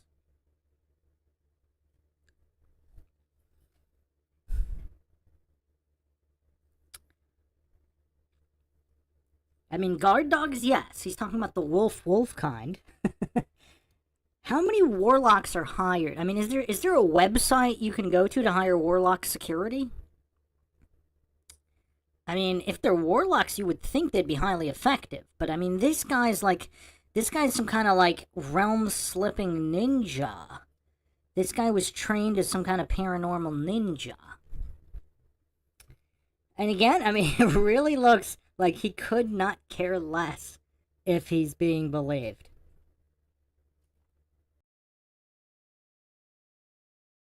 So that you can be able to pierce through no matter what it is and eliminate somebody or plant something. It wasn't always just like assassination. That was an aspect of it. But a lot of it is counter-espionage and espionage. You're setting people up, right? Or you're trying to extract something. Like, there's this project we'll have to get into more. It's called the Jason Project, which is a secret scientific military group that's now more publicly known. It's a consulting group for the smartest people in the entire world. But they had children.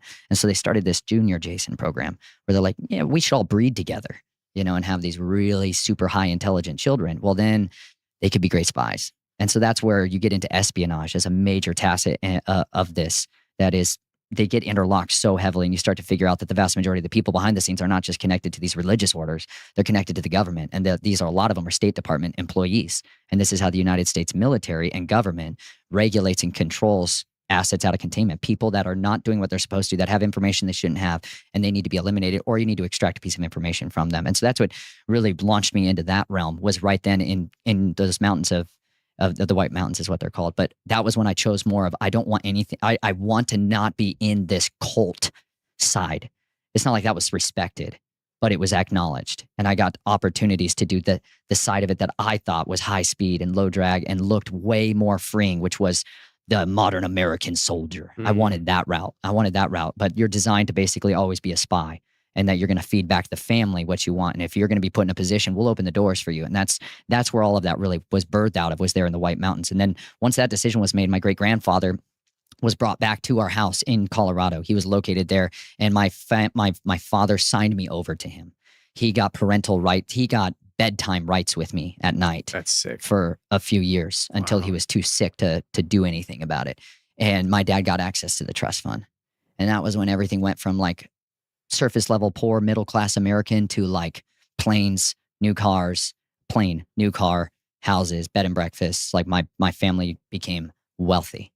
And I got thrown from freak show level werewolf Psychoville down in Arizona into the big city of Colorado Springs, which was military gods. You know, like military, it is the capital of the New World Order. It's Denver, the Front Range of Colorado is 100% the place where the capital has been built and the infrastructure was laid. And so I got put into the military side of the projects there when I was a young teen. And that's where NORAD Space Command and all of this underground facility from the United States Air Force Academy. And that's where I went into the military side of the equation.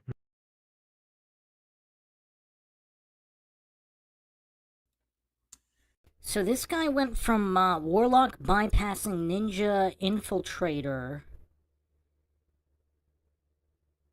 from, what did he say, werewolf Psychoville, Arizona area. Although there were trips up to Michigan with these non-humans in cages. He also mentioned the White Mountains. Is that the White Mountains of New Hampshire? Near where Maura Murray went missing? I wonder if he could solve the Maura Murray case. But he linked in the Jason Advisory Group all the way to NORAD and secret underground bases. I mean, who is not impressed with this guy's knowledge ability? Just in terms of sheer information. I mean, this guy linked more conspiracies and the paranormal than any interviewee I have ever seen anywhere. I mean, is this going to become a question if there's anything this guy hasn't covered?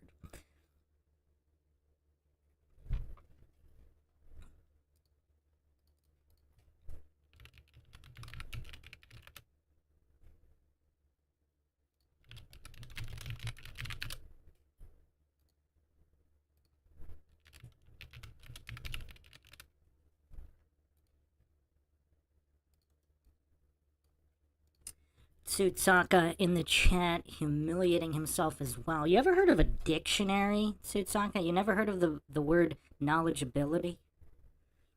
Here's the Webster link, kiddo.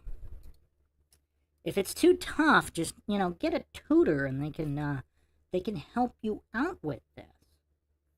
Knowledgeability, having or showing knowledge or intelligence.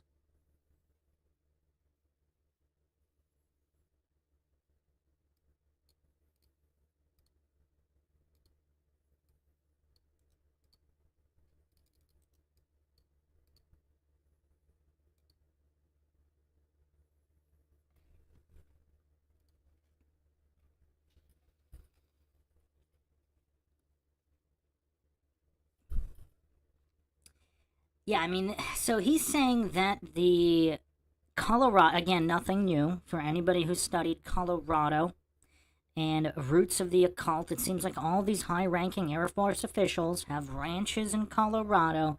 I mean, even the Johnny Gosh case, you have this ranch in Colorado being referenced.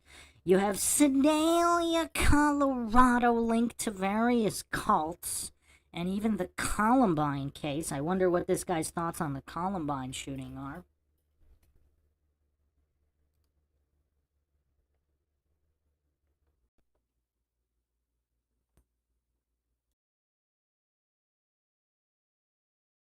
And that's where I stayed for quite a few years. That's wild. I had a guy on the show a while ago.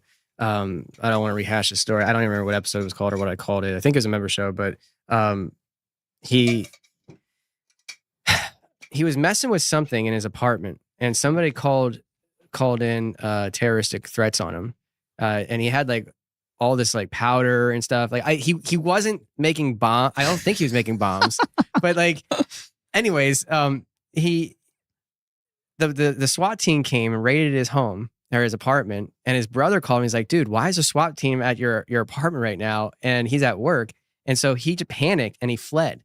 Oh gosh. And he this is in Colorado. He fled into the woods, and this is where the story for the show came up, because he's out in the woods, and all of a sudden, he's being hunted by translucent people shooting at him.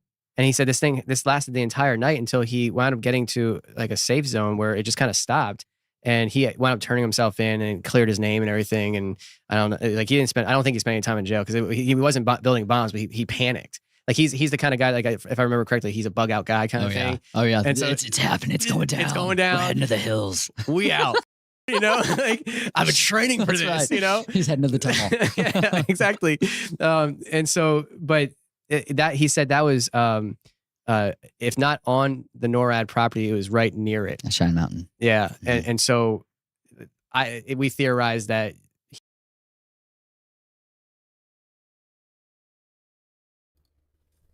What is this guy talking about? There was some guy who was hunted by translucent people. Interesting. I need to do a podcast on translucent people. There's actually quite a bit on that.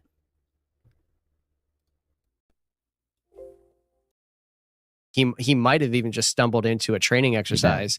That's what you could call it. Yeah, that's a fun word. So in other words, it was training. Like, oh, here's an easy target. Yeah. So with what you're saying is, it's almost like you're confirming that there is a lot of high level stuff happening there that would be almost sci-fi to ordinary people. That's where Nikola Tesla set up his entire laboratory system.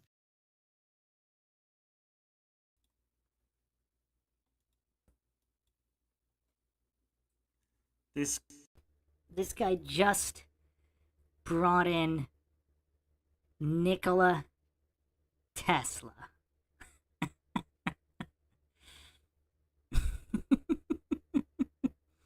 What else is curious is this guy was laughing about the bug out guy. So he has a sense of humor about all this darkness too. Interesting. I would have to say that leans more towards credibility in my opinion. Because a lot of these grifters and liars, they don't have this kind of free-flowing sense of humor where they could just laugh about things because they're too busy trying to get people to believe them. But again, if this guy has PTSD, I mean, it would be difficult to read either way.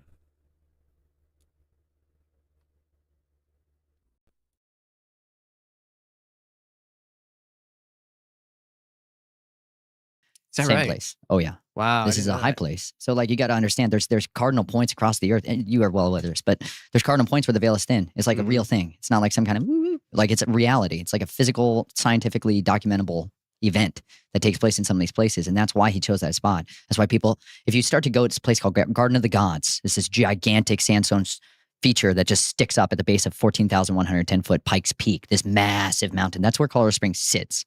And then it's a confluence of all these springs, these incredible hot, well, mostly cool water, but mineral-rich springs called Manitou Springs. That's where I ended up going to high school. And it's the highest concentrations of witches in the United States per capita occupy that area because it's a gigantic tunnel system that has been there from before the days of old.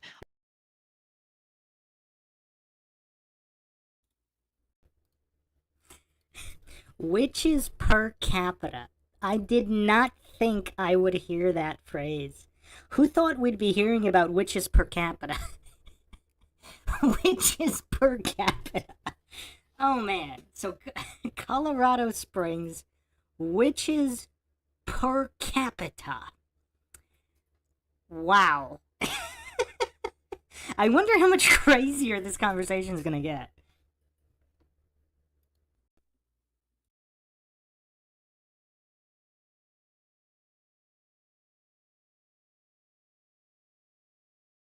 Always been there. People have been there, and they've been doing these kinds of participatory acts. Well, the United States military moved into there on a huge degree in the 1940s and began to build Cold War. During the Cold War, they began to build a lot of tunnel systems. I gotta stop this again. Participatory acts? Participatory acts. Not just acts, but participatory, where they participated in the acts. Wow.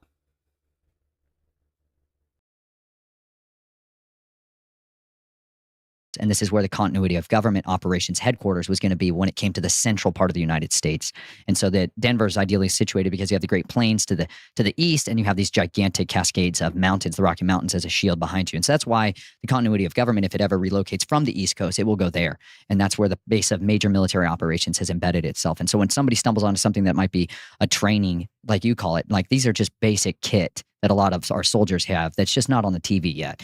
Where soldiers are needing to be stealth technology, or they're rubbing thermal creams on themselves to hide from any type of thermal imaging software. This is like low end of the tech side of the equation. But Fort Carson, which is where I was stationed, that is a massive military base. And that's where, but abreast to that, there's 6 military bases surrounding Colorado Springs. So it is a gigantic ring of this, including deep underground military bases and stuff that goes up to Denver, and that's interlocked all the way up to Wyoming, where all the communications cables are for the entire country meet. So it's a really big area for all of that. And then you have all of the spiritual side of stuff that starts in the mountains, in particular in the Front Range and Rampart Range Road. So like my family ended up moving into this little town just outside of Colorado Springs, and like giant 5-pointed star, cardinal point, where everyone gathers on the high days, all the witch crap, right?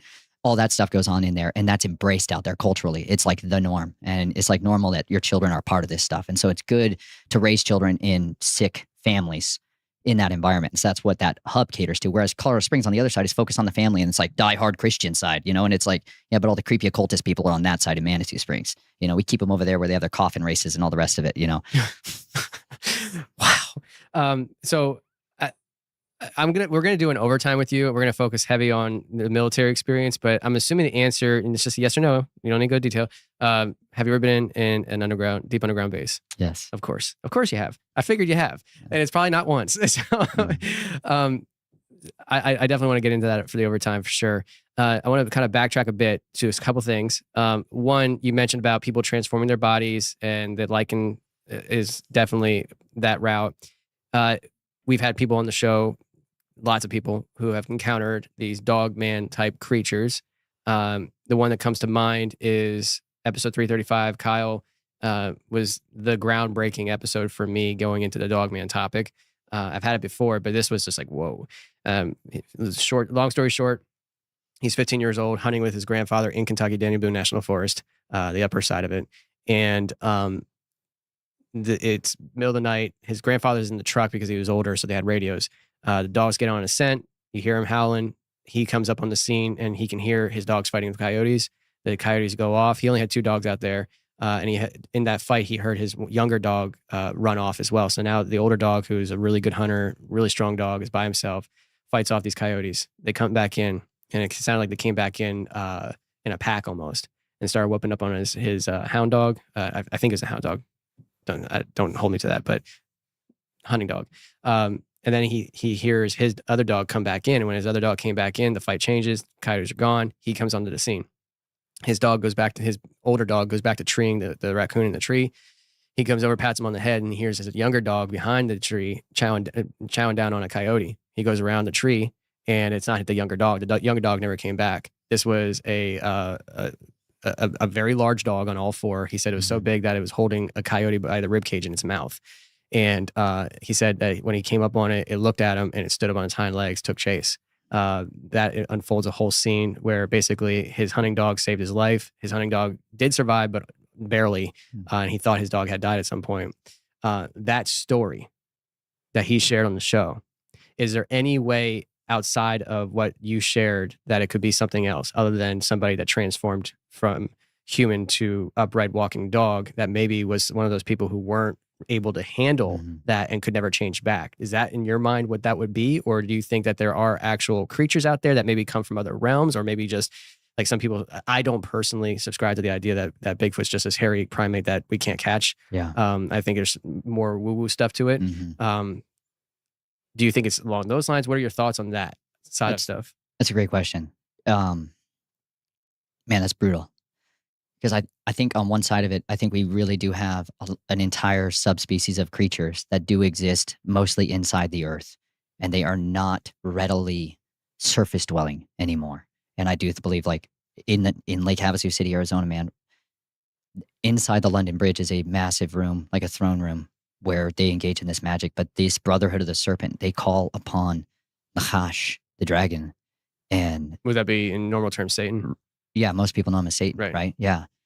But like there is a great red dragon. Like it's a physical, that's what he looks like in reality. He was cursed, and man, he made him a monster. Yahweh made him a monster. And they would commune with these things. There's 13 grandfathers take 13 of their grandsons, and they bring them into these rooms and do these things on these specific times and rituals for all kinds of stuff. But the dragons tell them the future. This is like always what they've been able to do is like Satan leads Yeshua up onto a great high place and says, I shows him all the nations of the earth and all their kingdoms and their reigns in a moment of time. He shows him the future. That's what they do. They can show you what's to come. This is why we get hunted by them. If he knows if we're going to be part of his adversaries. He knows if we're going to be on his enemy list. And that's why he targets us at our youth. That's what so happens. So many people, they're like, why has my life been a nightmare from the beginning? It's because you have a purpose and a destiny that adversary absolutely categorically does not want to come to pass. It's a real life Terminator scenario. And so he sends his assets in to destroy people, to ruin their life. And those meeting places happen when they sit down in these rooms and they try to call up these creatures. It's from inside the earth. It wasn't like ethereal mist. They were physical things that would come out of these tunnels, and they would come into the room and they would consume the offerings that were given there. And then the words of the Nachash would come forth, and they would prophesy to these guys. Like they would prophesy out of the mouth of the serpent what each one of their life callings, their shots. He's the shot caller, man. It's like a pimp from prison.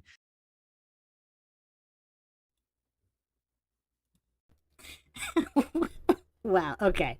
So it's like a pimp from prison calling shots by Bigfoot being summoned from hollow earth in a real-life Terminator scenario to target children that have great life purposes. Did I get that right?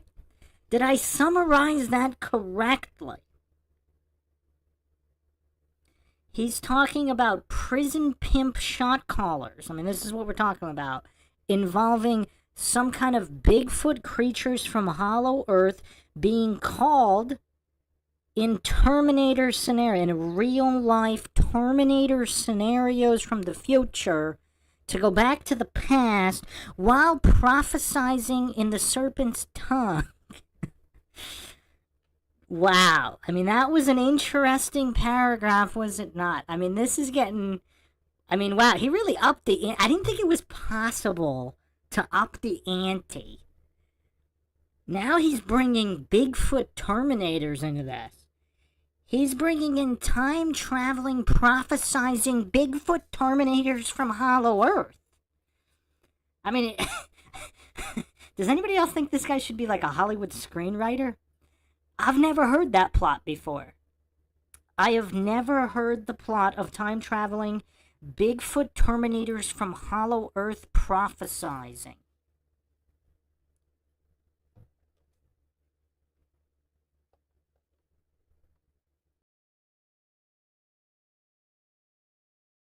He's calling the shots, and you had a bunch of fallen watchers that were in prison in Tartarus for a reason. Yeah, but they got ways of getting messages out, just like the cronies in jail today, you know. And that's what a lot of people are dealing with. They think they're dealing with the top dog, and they're like, I'm finally into the big game.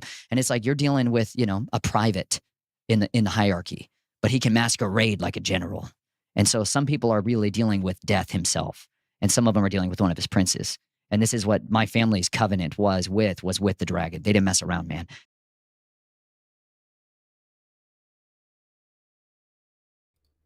This might be the first interview where I'm having trouble keeping up.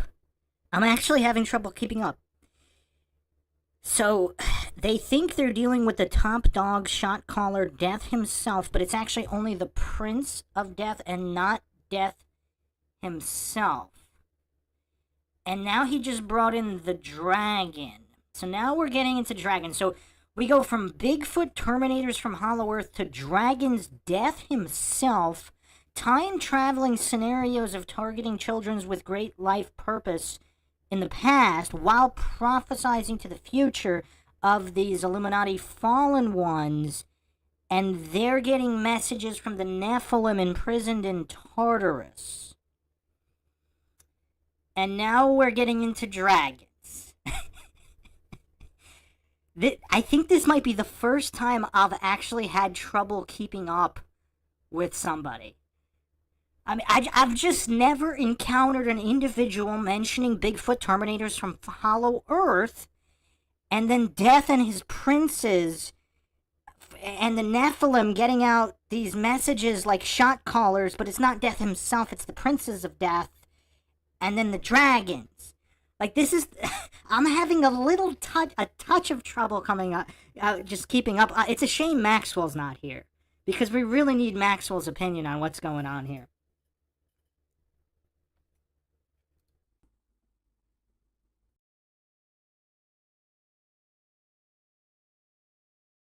They went all the way to the chain of command. They uncovered a bunch of my great-grandfather's grandfather was an archaeologist who dug into Indian mounds out in the Ohio River Valley. And they started finding a priest class that was these serpent worshipers. And that's what they started calling upon. And they started trying to wake up and rise up Wachiblos, which is these deities, these dragon fire deities that This is demand in Ohio? where these mounds were found. It's the Ohio River Valley. Yeah. Are we talking about serpent mounds? Yeah. Well, this wasn't specifically, not that I'm aware of that it was specifically a serpent mound, but it was a mound that was in an area that was now being farmed. Okay. And so whether or not it was specifically a serpent mound, it was not identified as that. But they ended up finding a lot of these ancient tombs.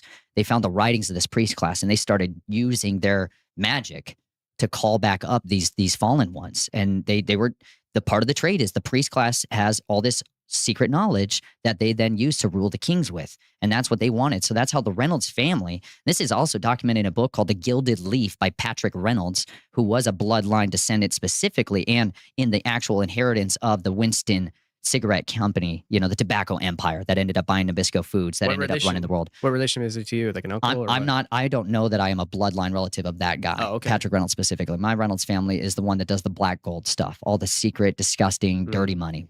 They're the white launderers of the money, right? But you got to have your seedy, corrupt group. And that's what my family did. They did all the dirty stuff. Wow. And so but in his book, in his firsthand account, they talk about the Joshua coin and them using a coin that was from Judas that he betrayed Yeshua with, and the 30 pieces of silver that was the blood guilt money. They would touch that silver coin to anything they wanted, and it would grow an empire. The cost was always massive bloodshed and a massive demand of life. And that's always what the serpent required. He wanted life. And so, like, on one side of the equation, that's what they used to build the Reynolds empire. That's what they used to go down Alcoa and all the aluminum industry and all of the stuff they spray on us and the stuff they poison us with and inject us with and all the variables of complexities of targeting that they've done against us. That all comes from that covenant that those two brothers sat down, did, and entered into a blood covenant with the dragon, man. And this is what the fruit of it was. Well, my family entered into that on a different route through this priest class thing. And that's what they would practice down there. And that's the same old religion that people have been using a long time. So on one side of it, I've seen physical beings that are definitely not like our animals up here come out of these spaces from inside the earth. I've seen in deep underground military bases, dogmen, like you would kind of describe them, some more humanized. And I think a lot of those were experimentation and genetic splicing. I think a lot of that was gene editing stuff.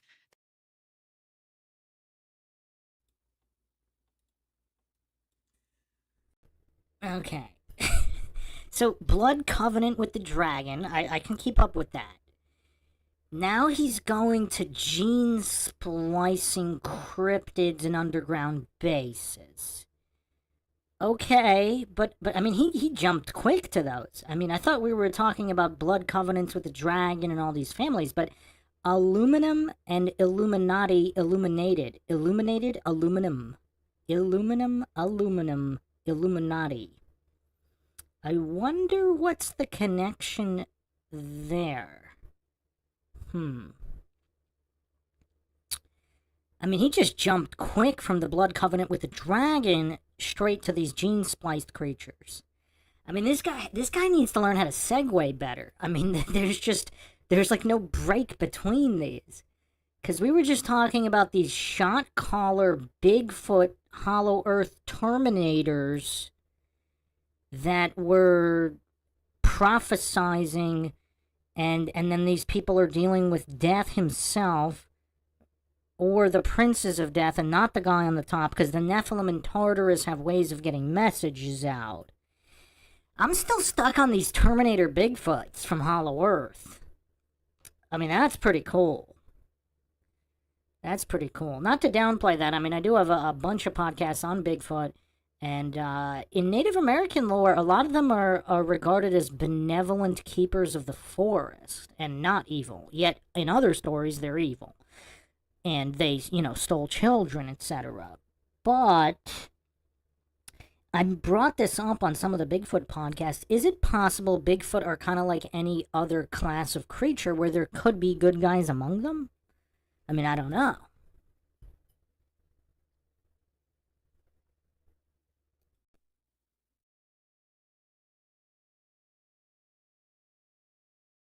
That I've seen, but I do believe that some of these things are holdovers from the old days. They're the last of their kinds, and they've been breeding them, right? And I believe that that's the stuff that's prophesied that's going to come back out and cause the hearts of men to stop for fear of looking after these things that are coming up on the earth.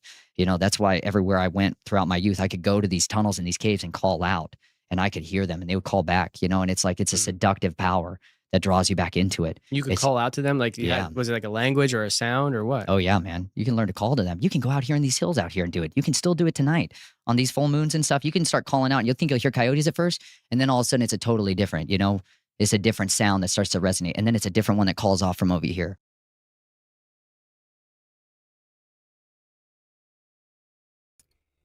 Did this guy just go like 2 or 3 minutes without blinking with direct eye contact regarding these creatures? Isn't this weird?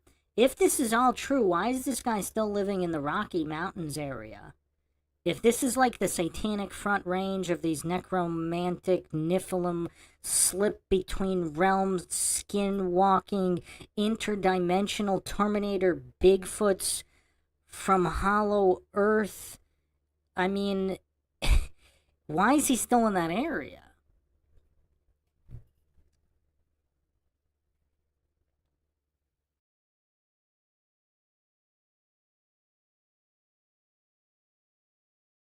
Right. You got to understand some of these guys that you think are just neighbors and stuff or just people, like this is what they keep in their barn.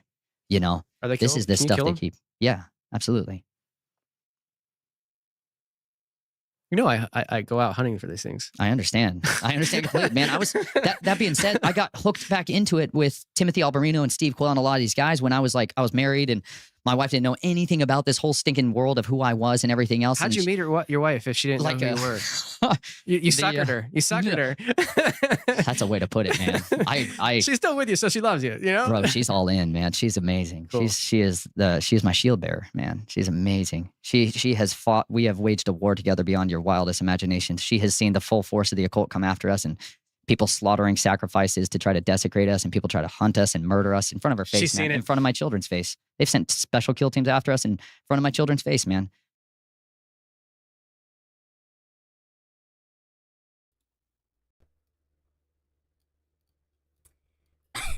Well, okay, hold on. So they sent special kill teams after. Okay, hold on a second. My brain was already mind shook before he even said that. I just forgot what he said before that because of that statement. What did he just? Oh, so he said. Okay, he said we've seen stuff beyond your wildest dreams. Now, any other human that I've heard say that was not accurate because my wildest dreams included far more than they said. However, this individual here, coming from him, that might be accurate. He might have information, true or not, that is beyond anyone's wildest dreams because I did not think we would be going down these paths of these interdimensional necromantic Nephilim from Tartarus, Hollow Earth, Bigfoot time-traveling Bigfoot Terminators prophesizing, dealing with death and the princes of death at some kind of priest class of watchers. I mean, the stuff that this guy has gone over in combination with all these government conspiracies, from the Jason group to NORAD to all these underground bases and gene splicing dogmen. It's been quite the ride. It's been quite the ride. That is kind of beyond anybody's wildest dreams, isn't it? I mean, even I did not think you could link those conspiracies. Okay, I've linked quite a few conspiracies. I do podcasts on cybernetic Bigfoots. Okay? I do podcasts on interdimensional ghosts of Bigfoot. But I did not think about time-traveling, interdimensional, realm-slipping, necromantic, priest-class watcher, Terminator Bigfoots from Hollow Earth, with blood pacts with the dragon and Death himself. I did not link those. I did not. But this guy did. Hats off to the guy. Hats off to this individual. Now, I'm not sure what to make of this claim that kill teams have been sent for him and his wife in front of his children. And does that mean his children were included on the hit list? I mean, this is something else. This is something else. Sean in that chat says it should be obvious. All of this should be. Yes, I'm not going to rattle off that entire thing again, but yes. The necromantic Terminator Bigfoots from Hollow Earth should be obvious.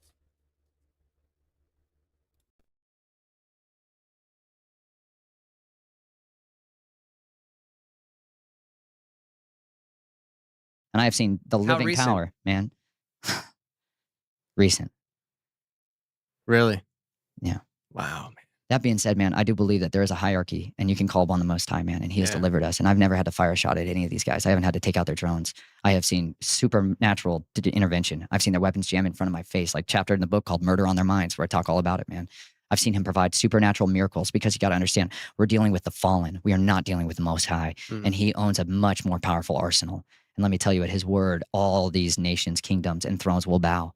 And it's an absolute reality. It's an inevitability. And so that's why I serve Him, man, because I've seen what the power of covenant is.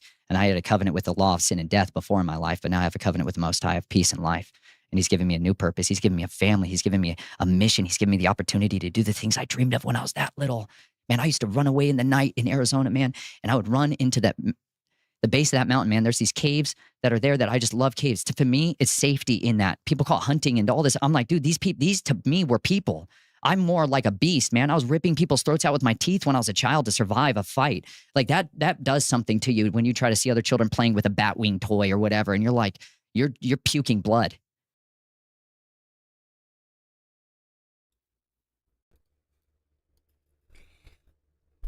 If he's lying, does anybody else think it's impressive that he could say that with a straight face? If he's lying, I mean, wow. I mean, even if he's lying, we got to take our hat off to this guy. Ripping people's throats out with his teeth as a child while other children were playing with bat wing toys. Very specific, not Batman, not Batmam in modern times, but Batwing. Batwing was a cool character. Why did he bring up Batwing instead of Batman? Now I'm curious. So this guy's a Batwing fan. Or, I didn't think Batwing was that popular. Does Batwing even have toys? Let me look that up.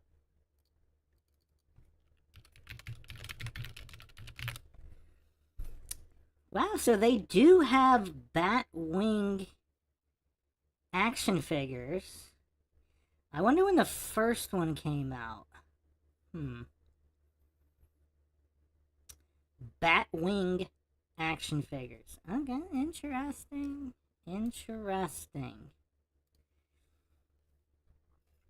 Thanks for the super chat, Run Boston Bear. I asked another friend about Nathan and his thoughts on Flat Earth, and he responded he's a biblical cosmologist like the rest of us. A biblical cosmologist.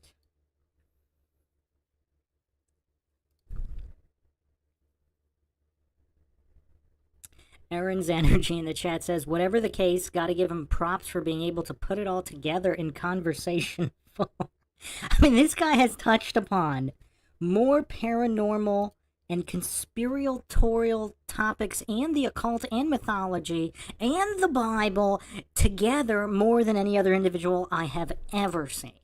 And I don't think it's even close. I can't think of anybody else in second place here.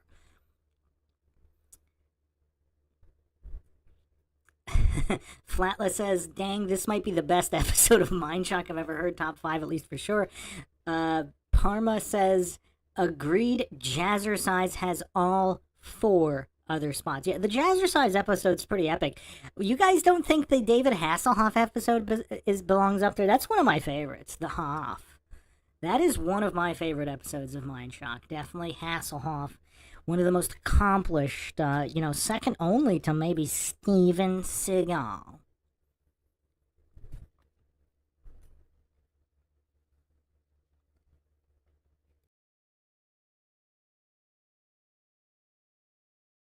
In the toilet. Yeah. Because of all the crap you just went through the night before, and like you are unrelatable to men anymore. You can't comprehend the things that are in your mind when you have been defiled so systemically for so long. And so I just lived with dogs. I literally would flee into the yards with people and I'd crawl into the dog loose and just survive the night. But then that wasn't enough, man, because these were city dogs. Then I started looking for the feral ones, man. I started looking for the coyotes, and then I started looking for the wolves and crawling into their dens because I can imitate any of them, man. I can crawl around like a dog and Are be you like serious? a dog. You bet, man. Wow. You can get them to take you in if you know their language, if you know their gestures. You can learn all of this stuff, man. And like when you're little, when you're like a child, they'll treat you different, Yeah. And they man, I literally ended up living with these things. And they're like, I have this love for wolves because of that. Because I've understood what a companion can be when you're desperate and distraught. And like, these were my best friends. And that sounds so weird to people, but like when I was a child, I bonded with the animals. I wanted to murder all the people because people were monsters. I couldn't imagine a world of the living. I got so lost in the world of the dead. And I just wanted to find some semblance of innocence and purity. And I could not find it in people because everybody was manipulating me. I was nothing but an asset to them. And I didn't know which end of me they wanted. Do they want my skills? Do they want what do they want from me? And so it perverted my understanding of people. And so I just fled to animals. And that's where I talk to these creatures and live with them. Well, then you start encountering these other ones, and you start to befriend them. And it just becomes like a pack. Well, then my family would rip me away from that and move, and I would have to try to find a new one. And there was this just constant destabilization. And so there's a lot of people that get caught in that world, man. And people brand them as feral children, like you might want to call it, or whatever you want to call it, man. But they're survivors. That's what they are, man. They're overcomers. They're the remnant. They're the leftovers of nightmares. And you know what? They're some of the most incredible people or things that have ever been. And that's why I'm here to preach the gospel to every creature. That's what it says. My commission from my king who gave me my marching orders is to preach the gospel to every creature. And that's what I'll do, man. I'll do it in the tunnels. I'll do it everywhere from the tops of the roofs to the bottom of the earth. But I'm much more familiar and comfortable down there than I am out here.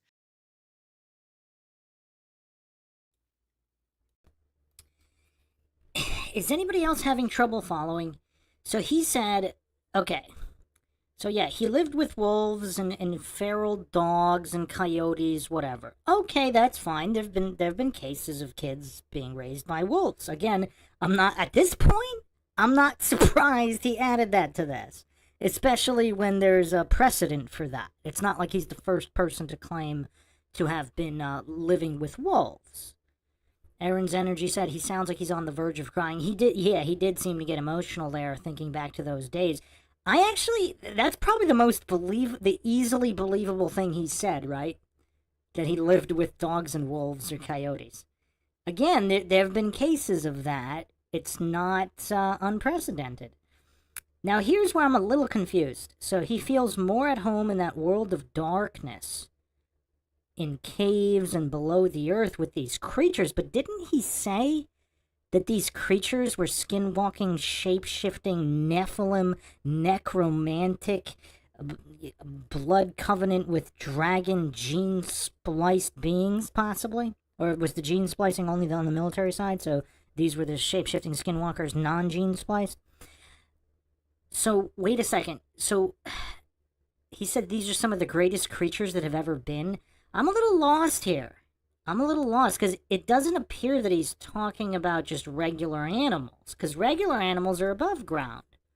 Regular dogs and wolves. He's talking about some of these dark creatures below the earth.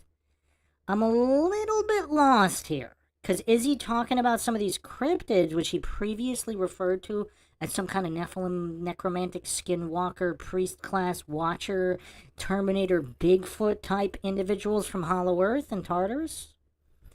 I don't know.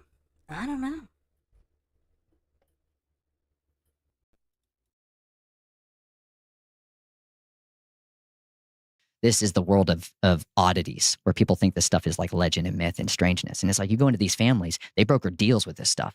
They get down with these things and they generationally raise their children to have that seed line in them.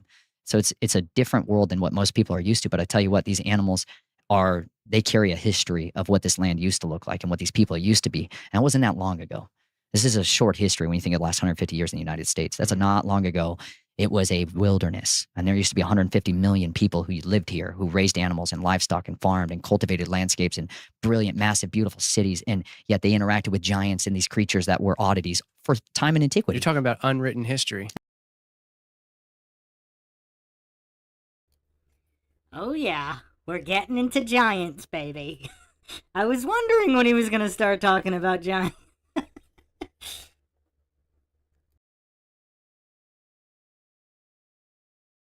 Absolutely. Absolutely.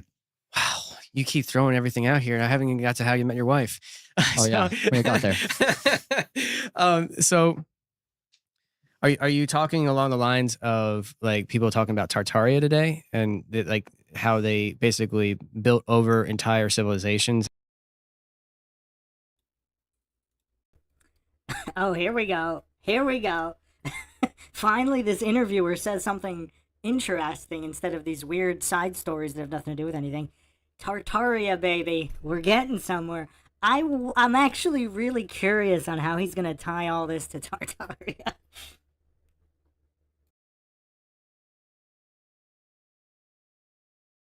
And some of these structures that we have in these big cities, like for instance, I've heard this, and I've heard both sides of it. So in Philadelphia, they say that City Hall is actually remnants of an old civilization. They didn't we didn't actually build it.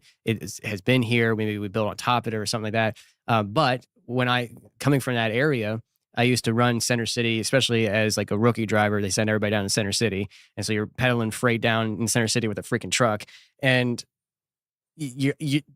I can't describe to people how massive City Hall is in Philly. It's one of the most beautiful buildings I've ever seen in my life. And I've been in it. It is absolutely massive. You will get lost if you don't know where you're going. And I forget how long, but the idea of decades sticks out in my head. Like I was told that it took an extremely long time to build that building. And that always sat weird to me. I was like, how does it take that long to build a building? Like, I mean, this isn't like something that was built, they say thousands of years ago where they were, making the brick by brick, make the brick, then put the brick there kind of thing or whatever, And so that I go off on that spiel because that's something that always sticks out in my head when I talk about Tartaria and things like that. But is that kind of like the angle that you're talking about? Like this idea that there was, you said 150,000 or a million people that lived here and they traded with giants and the cities and civilizations. What happened to those things? Well, I wasn't really hitting on the Tartaria and the architecture side of it. And there's other examples like the City Hall in Iowa and other places. I traveled, like I told you before, 4.5 years in an RV. And at the time, mud flood in Tartaria was in. And I was like, what? I'm going to go look. So I just started traveling around to these places specifically to try to find and identify and document evidence of this catastrophic event, or like, are these recovered cities, as opposed to the idea that we, all built these with horse and buggy and all the rest of it. Okay, I'm going to have to call the first crack in the armor here. If this guy really was who he says he was, if this is some kind of Illuminati paranormal ninja trained to get past warlocks and deal with dogmen and werewolves and vampires, how would he not know about this? I'm not talking about knowing specifics or anything, but the way he phrased that, Tartaria was it was popular while he was traveling in his RV, so that was not that many years ago when Tartaria started being talked about. So, if he really is this exclusive member of, or was formerly this exclusive member of an Illuminati family, how would he not have at least heard some kind of whispers? Like, he knows all about giants and Terminator, Bigfoot from Hollow Earth, and he even said the Nephilim were imprisoned in Tartary or whatever. Tartaria? What's the connection there? Tartarus, hell, Tartary, whatever. How would he not have prior knowledge? or at least, something to where he would not have just phrased it as, oh, I'm driving around an RV and I saw some Tartaria videos on YouTube, so I want to personally visit some of these Capitol buildings and document it. I mean, when he was with the military allegedly going to all these underground bases and performing these, like, paranormal infiltrations and exfiltration as a paranormal ninja, getting past warlocks and gene-spliced dogmen and werewolves and vampires and Terminator Bigfoot, how would he not have already traveled to a lot of these places?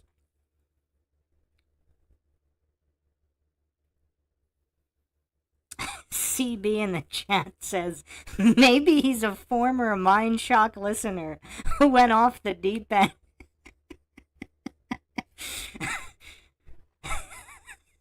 Wait, what does being a MINDSHOCK listener have to do with the deep end? We're all logical individuals here. We're all logical, reasonable people. Why would any of us go off the deep end? I mean, wouldn't mainstream news listeners be more likely to have gone off the deep end?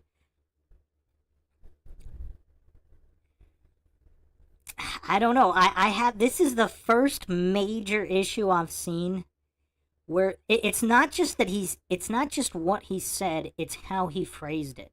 Tartaria was in, as in popular on YouTube, whatever. How, if he has all of this knowledge, all of this occult and historical knowledge, how would he not already have known about that? Well, let's continue here, but I'm growing more and more. People are probably going to think it's funny. This is where I got skeptical. Not the necromantic Nephilim Terminator Bigfoots from Hollow Earth. I wasn't as skeptical there, but I'm skeptical now because he was driving around in an RV. I'm skeptical of that.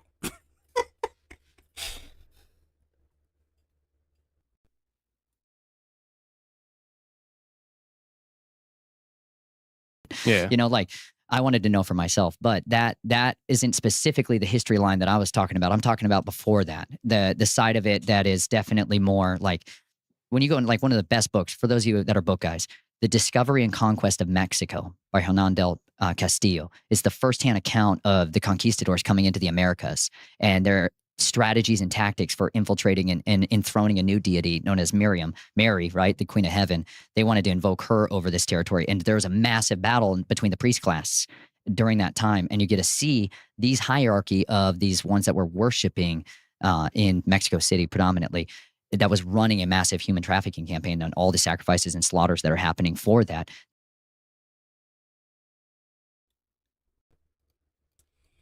Okay, I'm having some serious trouble understanding how he's this incredible Illuminati insider, this paranormal ninja trained to get past warlocks and deal with lycanthropes of all kinds and dogmen and Terminator Bigfoot from Hollow Earth, and he knows all of this ancient occult stuff about what happened before Tartaria.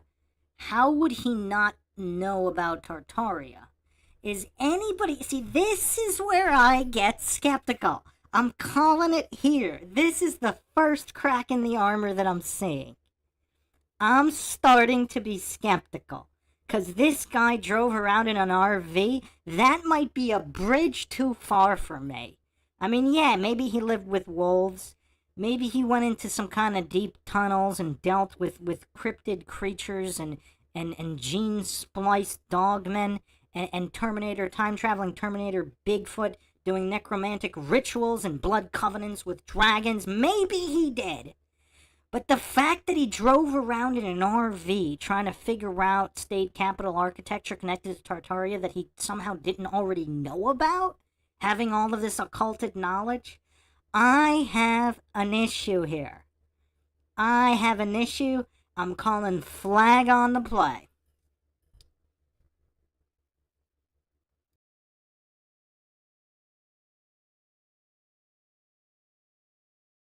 I mean, it's nationwide at that point. And we're talking millions of people that are being fed, physically fed through butcheries to the priests. Like that's the way they did it. And that priest class fled north into the Americas when they got persecuted. And they came into the Americas, the Northern America, and they brought a lot of that ideology with them. And they began to use that, weaponize that power, and start to take over the people that were up here. And they began to eradicate them and butcher them and force them into compliance with this. And then the land responded with this desecration, and all these invaders began to come in. But this is stuff that they had prophesied was going to happen. And so a lot of them, they literally did not fight. They literally had prophecies that there was going to come bearded men with shiny metal helmets, and they're going to come and you're supposed to bow down and yield to them. And so that's what they did. That's why you had a few hundred guys with a few horses and dogs, unbelievable hunting dogs, crazy stories in there, full armor, killing squads of people, these dogs single-handedly. It's From Europe? Yeah, bro. You want to talk about what dogs can do?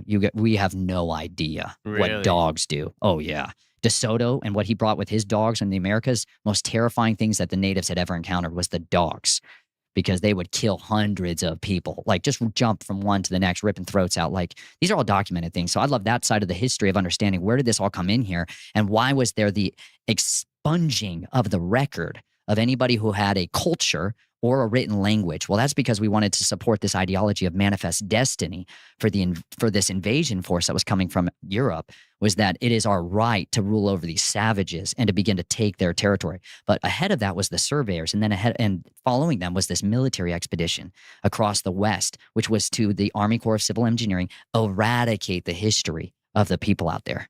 And that's what they did. That's why they built dams and rivers and lakes in specific places and changed geography. They're sponging any evidence that this is a advanced civilization. But we have firsthand accounts of people that said, we've been in the biggest cities of Europe, and over here, they're better and more beautiful and more grand and well-designed than anything we've ever encountered. Wow. This is not just one. Many, many, many, many people that came over here in the beginning could not understand the capacity of the people that were here. This is the origin place of the earth in many more ways than what people think of as Africa. This place is where the first documented evidence of a horse, of a camel, of all of these languages, mummies, the oldest mummies in the world. All this stuff is here. Here. It's just not public. Wow. It's publicly accessible. It's just not popular. You know what's interesting is that you say that, and fast forward a few hundred years, here we are. And now we look at European cities and we're like, man, they're so beautifully built. Look how clean they are, because our cities suck. Like everything's falling apart. Nothing's built to last more than 50 years. Like it's just, it kind of totally flip-flopped. That's wild. So, all right, I'm going to go back again. And I do want to hit on the story of how your relationship with your wife evolved and stuff, because, and we will hit everybody listening right now. First of all, we will ask the question of where are your parents today? How do you get, what's the story there? Because I even told you that's a question I was going to ask you at some point. But I'm looking at I also, while I'm talking here, before we go any further, I didn't say it in the beginning. I will put it in a link in the description. You do have a book. You did mention it. And I was like, dang it, I didn't mention it in the beginning, but it's called Snatched from the Flames, One Man's Journey to Uncover the Family Secrets Buried in His Blood-Stained Past. And that is available on Amazon, and I will put the link in the description of this episode. But let's talk about family. Mm-hmm. Let's start with the family that you love now. Mm-hmm. How'd you meet your wife? How did that whole thing evolve? Did you ever think that you'd have to tell her this stuff? Did you have plans? If not, what spawned you telling her? How did she take it? Yeah. All that. Like, yeah. I'm very interested on the social side of this. Like she, when I got out of the military, I ended up studying psychology at the University of Colorado at Boulder.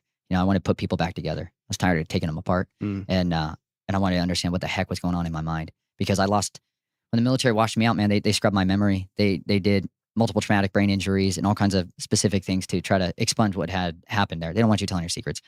Anyways, I was a dribbling mess. I literally couldn't remember how to walk right, eat right. I had Post-it notes on my wall to tell me to shower and put on clothes and names. I went from savant level IQ kind of stuff to like impossibly debilitated, and it was excruciating on me.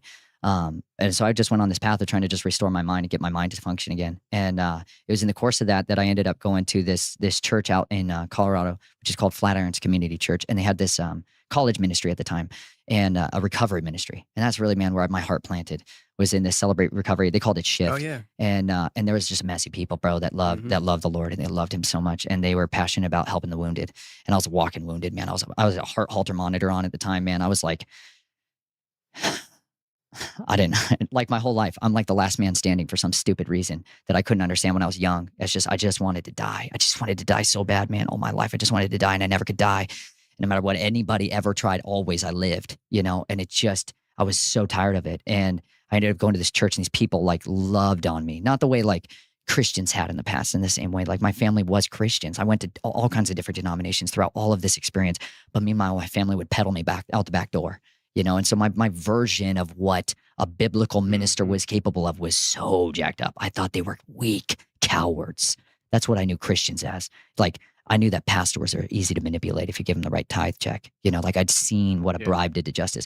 But then I finally started going to this place where it's just authentic people that just were real. And it just gave me such a joy and a hope, man. And I'm a passionate person about whatever I pursue, man. And I pursued that with everything in me. And I'm a natural like evangelist. I'm going to make stuff famous and I love it. And so anyways, this college ministry exploded out there. And I was the connections lead and I ended up meeting my wife at this college group that we would have. We'd serve pasta and talk about the scriptures and get to know people outside of Boulder. And she ended up walking down the stairs one day. I write it all very romantic in the beginning of my book, bro.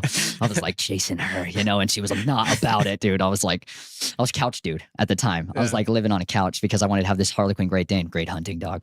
They're a castle dog. That's what you use to guard your castle. When the master's in the house, they're wonderful. When the master's away, they'll rip your throat out. They're amazing. Anyways, I was raising this dog. So I had to live on a friend's couch so I could have this dog in my dreams. And I met her and she was just like way out of my league immediately. And I just was like, not having it. It's not going to happen. She was like way older than me and highly successful. And I was like eating out of trash cans, you know? Yeah. And so but she liked me, man. It was great. It was beautiful, man. I don't know how, but it worked out pretty well, man. I romanced her like crazy. I called them adventures. We didn't call it dating. I just took her on adventures way late at night because she used to work night shifts. So we'd hang out at 3 in the morning. Dating requires putting up money. Oh, yeah. Yeah. Dating requires putting on a title that other people were not about. You know, like, oh, her sister did not want me to be with her at all. She like sat me down and tried to scare me off. Really? Like, yeah, because I was like young. I was like 19 and I was like, bro, I was all over the place, you know, compared to what she was used to. And she's like, my sister's she deserves this, you know, and you're what are you? I'm like, not that.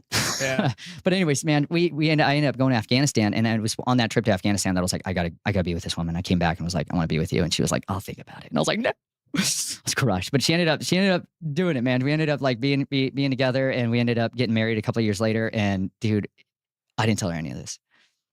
She knew I was a mess. Let me be clear. She was a mess at the time when I met her too. She was a wreck from all the things I was talking about earlier at the hospital they were forcing her to do and were just killing her health horribly. And she was sick. And so we got married sick together. It was great. We were a total hot mess. Our first year was a nightmare because I was a screaming nightmare at night. How do you tell that to somebody before you, like we weren't sleeping together before we got married. She didn't know that, you know, she didn't know that I would have these terrors of the night, you know, she didn't know that I was a different person at night. And then all of a sudden into our marriage, my dad comes back in because he wants to control again. He wants to make the money. And I'm a highly monopolized individual to these families. And they wanted that again. And they wanted to turn on the old other side, which is this Nathan and Jason side. And they wanted to make money with that because their business was failing. They're in the bed and breakfast industry now. That's the good cover for all kinds of filthy stuff to happen at a hotel. And they film it and document it and keep it in private drives and create a blacklist on people. But so that's the family business. You're talking about like Epstein type stuff? Oh, yeah. So I know this, but just for the audience, you're saying Epstein isn't the only Epstein. That's like late in the game guy. Yeah. You know, and I know most people think that's super high level. That's still mid-level in the world of families. He's not the family man in the same way, right? You can run into a different synagogue of Satan everywhere you turn, right? You can run into the great whore of Babylon that sits in Rome and Vatican City all over the place. But then there's these old bloodlines too that are a completely different thing. And they have different ways of controlling people. And information and secrets is what my family trafficked in predominantly. And so my parents on one side, they had a great Christian front in everything they did. But inside, that's where business happened. You know, and it's because they're split personality people. One side is wholly given over to this and the other side is wholly given over to something else, you know? And so that's what I was raised in. And it was as normal as breathing, you know? But my wife didn't know any of this stuff. And she was not from a family like this. She grew up in like a normal middle-class American Christian home, you know? And I did go to focus on the family kind of stuff, you know? And poor girl. Bro, it was on. So what the trigger event that changed the whole story was my dad moved back in with us for a few weeks. How'd you let that happen? You don't exactly have free will. It's like a real important thing to understand when you're a yes man still. You know, I didn't have anything to really fight for besides my wife at the time. I didn't have children. And like they castrated me when I was young. They make you a eunuch so that you can go into the king's Really? So even having kids is a miraculous thing. That's what started it all, dude. Wow.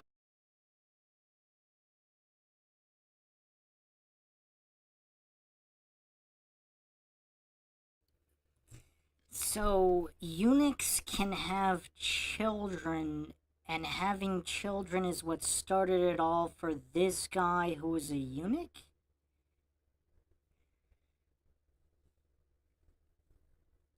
Again, I mean, he looks like he's talking about what they're going to have for brunch, just from the expression on his face.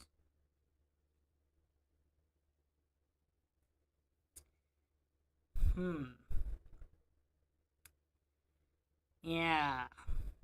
Interesting. Let's see where this all goes.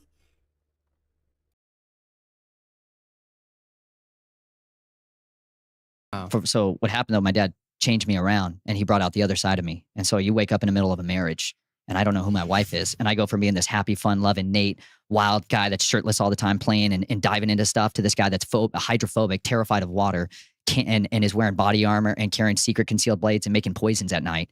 And she's like, what? Goes by a different name, disowned all my friends, burned my phones. You know, went full protocol, like sterile protocol. She has no idea what any of this stuff is. She's like, I don't know what tradecraft you're talking about. And she's like, what is happening right now? And I changed clothes, wardrobes, everything. I started getting into this underground world.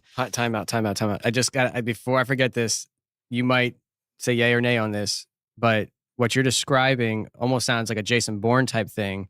And they named him Jason in the movie. Does that have anything to do with the Jason program, do you think? Absolutely. Okay. And the Jason program is for that.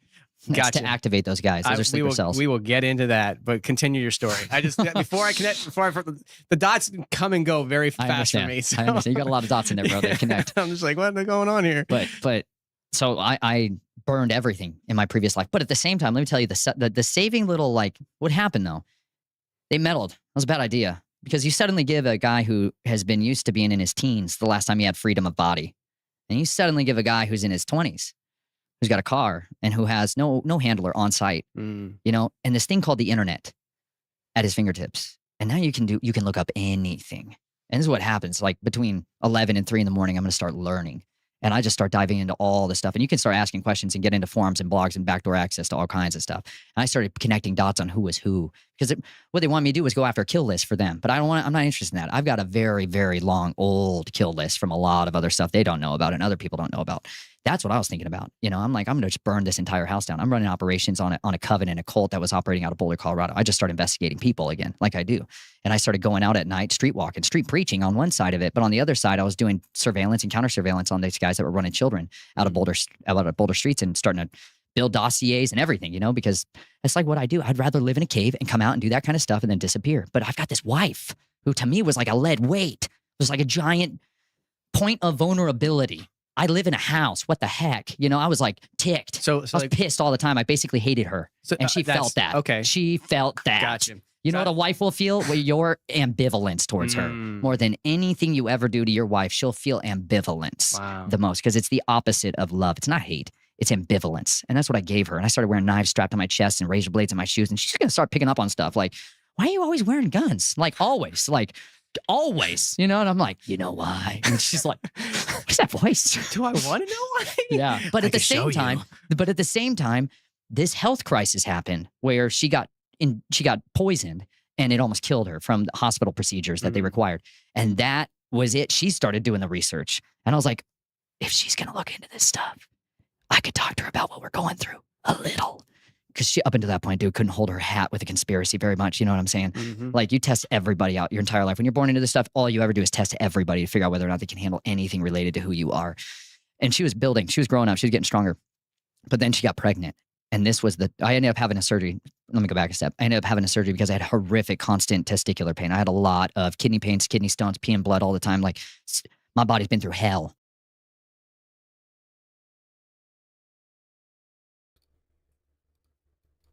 Wait a second. Didn't he say he was a eunuch?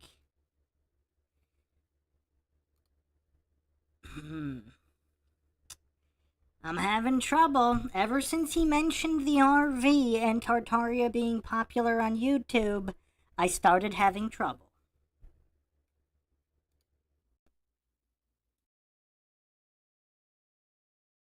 you know, and I have catastrophic shutdowns of my organs regularly at the time. And I ended up getting a surgery to try to help alleviate that. Well, about a year after that, we ended up getting pregnant, which was to me a miracle that I knew the Father wanted me to actually have children, which meant I had to choose. This was the whole story of whether or not I give my daughter over to the family to have access to the trust fund. Which your dad was there for, essentially. He was there about previously for a few weeks. He would come in and stay intermittently when he wanted to do workup stuff, but then he moved back down there. He's Checking in on the he's a products. critical employee of massive infrastructure in the state of Colorado. Like sits inside a bunker and controls all kinds of stuff. Very successful in that realm kind of person, but a well-placed asset if you want to destroy the entire country's continuity of their grid. He's part of the power control system of the natural gas system, so he can shut down all the power plants. Well-placed asset if you want to burn the world down. Anyways, my wife got pregnant and it was my moment of choosing whether or not we do this. And I was like, at the same time, I was starting to listen to all of these like serious truther podcasts out there by like the hours and hours, whether it was, I don't know, it was like, I think the Hagman and Hagman Report was the first one I heard, Steve Quayle, and then I heard Russ Dizdar on there, and then I heard Dr. Michael Lake. If you've never heard those names, man, check it out. You could go on for a long time on there. But that was like, that launched me into this whole realm of seeing bold men be warriors for the kingdom. And I was like, finally, somebody with some chutzpah, like in the kingdom, representing how to deal with this stuff. Because up until then, I had a track record of psychopaths winning every time, right? I always saw the bad guys win, and that does something to you psychologically. I believe it. It's a confirmation bias. And then when you suddenly see a guy like Russ Dizdar, who was preaching to people like me, who are coming out of occult bloodlines, who were deep into this ritualistic abuse and dealing with deliverance, and that's when it was on, man. And I was like, my wife was pregnant. She doesn't know any of this about me, but my family's going to want to take that baby out of her womb when she gives birth to it and imprint upon it. Like it's disgusting what happens right away at the birth. And I was like, they're going to drug her and they're going to take her child. You know, she's not going to have any clue how they do this. I was like, we got to fight. We got to resist. I'm going to go all in for the kingdom of righteousness. And I'm going to absolutely do everything I can to sever ties with my family. And so I went to this conference called Hear the Watchman Conference down in Dallas, Texas. What year? 2014, I believe. Wow. And that's where chapter 5 is called Deliverance in Dallas. And that's where I heard Russ Dizdar speak. And it wasn't the first time I'd heard him speak. It was the first time I'd heard him speak was at a conference where he was talking about runners, guys like me, blade people and all this other stuff. And my wife looked over at me as he was describing me and she kept looking at me like, this kind of like sounds like you, huh? This kind of sounds like you, like more and more and more. She's like touching all, she's like, what? How many knives can I touch? She's like, yeah, oh dude, that was nothing. Those are the ones to just, yeah, it was crazy. So now we're down at this conference in Texas and she still doesn't know anything. She's 6 months pregnant. Like game is coming on time, right? Like we got to figure this thing out. And I fall on my face at the end of his preaching. He calls like people, if they want prayer, come to the front, man. I run up there and I fall on my face and I weep like I've never wept in my life. Just desperate for that evil. Like that latent seed out. I want it out so bad. I want it out so bad. I want to be a man of free will. I want to know what others took for granted from their youth, which is to make a decision without somebody else's manipulations in your life. Like I just wanted freedom and I wanted my child to never have to know the world that I was born into. I wanted her so badly to get to choose for herself what her future would become. And I was so inadequately equipped to do that for her. I had nothing, but I had a willingness to fall on my face and cry out to the one who had everything. And I believed on him and I called on him and just was wrenching my heart out on that floor, man. And this guy, Tom Dunn, he laid down on the floor next to me, man, and was like, what's going on? You know, you're clearly upset, dude. You know, like, and I'm just sobbing hysterically and asking for deliverance from addictions and sexual addictions and drug addictions, you know, substance abuse issues and stuff. I've coped with that my whole life. You know, I was so perverted. I didn't understand normalcy with any of these things. And he just prayed for me. It wasn't like some wow thing, but he just prayed for me honestly and sincerely and asked Jesus to heal me, man, and deliver me. And when he did that, man, it was like this giant black tree just got ripped out of my brain. That's the cover of my book, man, was like the Father, he took this hand and he took that pierced hand and he gave me a transplant. You know, he took me out of that family of death and he gave me a branch of life to live again with, you know, and that's where it started. Somebody else at the same conference, random person walked up to me, handed me this folder and disappeared, like straight up disappeared in a line I was in. And I was like, what? And she's like, you need to read this. And it was all these prayers for breaking the curses from generational sins of Freemasonry. And I was like, what? And I'm like, what is this? It was Isaiah 54 Ministries. It's on my website, but they burned that website to the ground after I put my book out. But I've got it archived and stuff if people want to still see that. But I went through it back in Colorado and I prayed those prayers, man. And I did all this renunciation for all of these oaths that my family had taken and that things that I had been a witness of.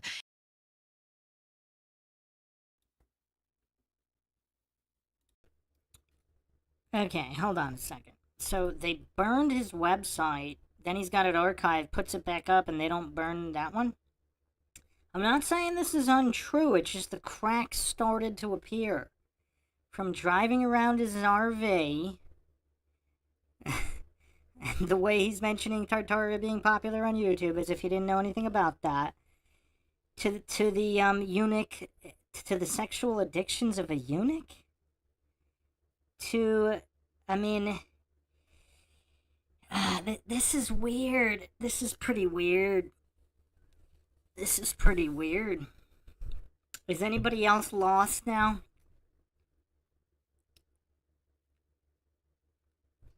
I don't know. I don't know. The tone kind of shifted too. Ever since the guy brought up Tartaria, I noticed a little bit of a tone shift. He's talking about wearing knives. I mean, that's not as shocking as all his other stuff, is it?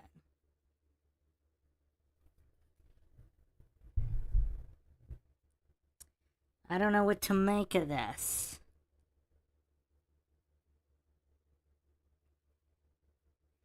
Quite curious. I really don't. I don't know.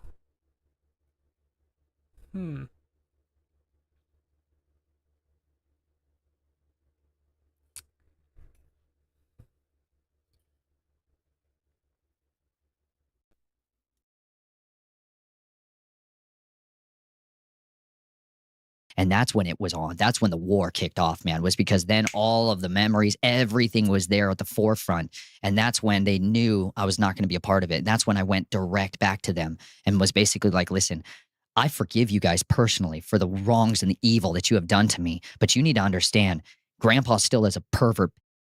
Like, and you're still taking your grandchildren to him. And that better stinking stop. You know, like it was like a showdown. Initially, my dad's like, I'm sorry, I know this stuff happened to you. I'm really sorry that it happened to you. Like, I'm the dad, I'll fix it.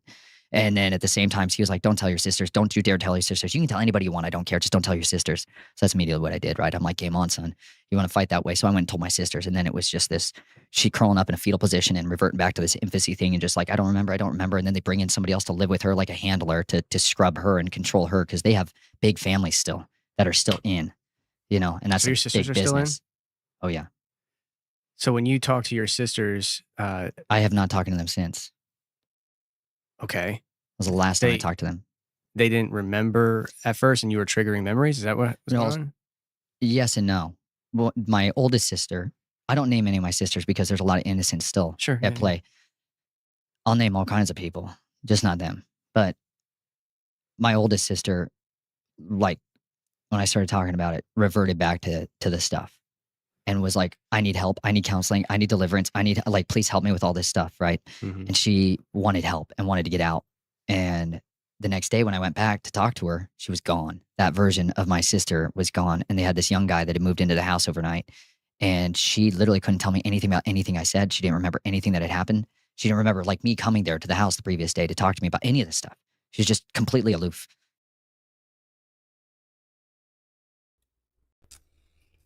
Is anyone surprised he hasn't specifically mentioned MK Ultra? Because he talked about like satanic Illuminati ritual, sacrifice, all that stuff. The Luciferians, necromancers, the Terminator Bigfoots from Hollow Earth. But he didn't he talked about Jason Group. He didn't specifically talk about MK Ultra brainwashing techniques. Maybe he's going to get into it now. Is anybody surprised? Is anybody? I'm actually a little surprised he hasn't focused more on MK Ultra. Does that mean he's more likely to have been a victim himself since he doesn't exactly know about it? But what is he describing here with his sister? Is this an MK Ultra type situation?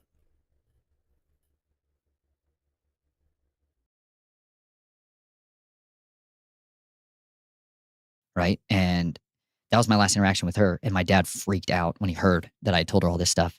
And then I went to talk to my other sister, who is closer in age to me, at a splash pad. I talk about this stuff in my book. Had this, her and I are visiting at the splash pad. I brought my wife, Chelsea, with me as a kind of corroboration to all this stuff. And she was really responsive in a good way. But then right in the middle of it, my dad showed up at the park. And I mean, he slammed into the parking lot and came barreling over and had this screaming showdown with me in the park, calling on crazy and powers and stuff. Like, the guy went from his Christian self to this whole other thing in front of my wife's face for the first time. My dad was the most, you would have never seen a lick of scary ever until that moment. And then this other thing came out of my dad, the principality of the Reynolds family that he is in covenant with. And that came roaring out and cursed my marriage, cursed me with insanity, cursed my wife. You're going to be naked. All these horrible things. He's screaming and cussing at the top of his lungs at a splash pad. This is like a real splash pad. Little children like, ee! And there's this like demonic massive battle going on over in the corner. And I was rebuking him and calling, like, it was like the sword that was in my mouth was far greater than his, because I had the power, the authority of the Holy Spirit like I'd never had in my life. And I couldn't even hardly articulate the power that was on me. But he physically got up and ran away from me, screaming over his shoulder, ran as fast as he could and drove away, terrified of me. And that was the last time I ever saw my father, was that moment. That was the last time I ever saw my sister.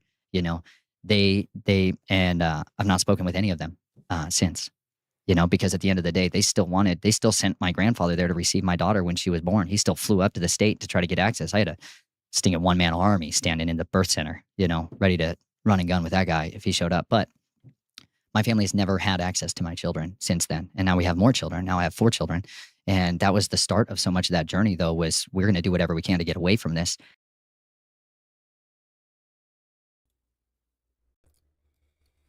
Okay, I see a few more cracks here. So he's talking about his grandfather, unless he's talking about a different grandfather. Didn't he said earlier at the beginning of the interview that his father gave his grandfather access to him in the bedroom when he was a child until his grandfather was too old to do any of that? So how could his grandfather be sent up for his own child when he was already too old when this guy was still a child? Unless it's the other grandfather. So possible inconsistency here. Possibly. But these possible inconsistencies are starting to add up ever since he started driving around in an RV looking for Tartaria capitals. Seemingly not already knowing about it despite all of this occult knowledge.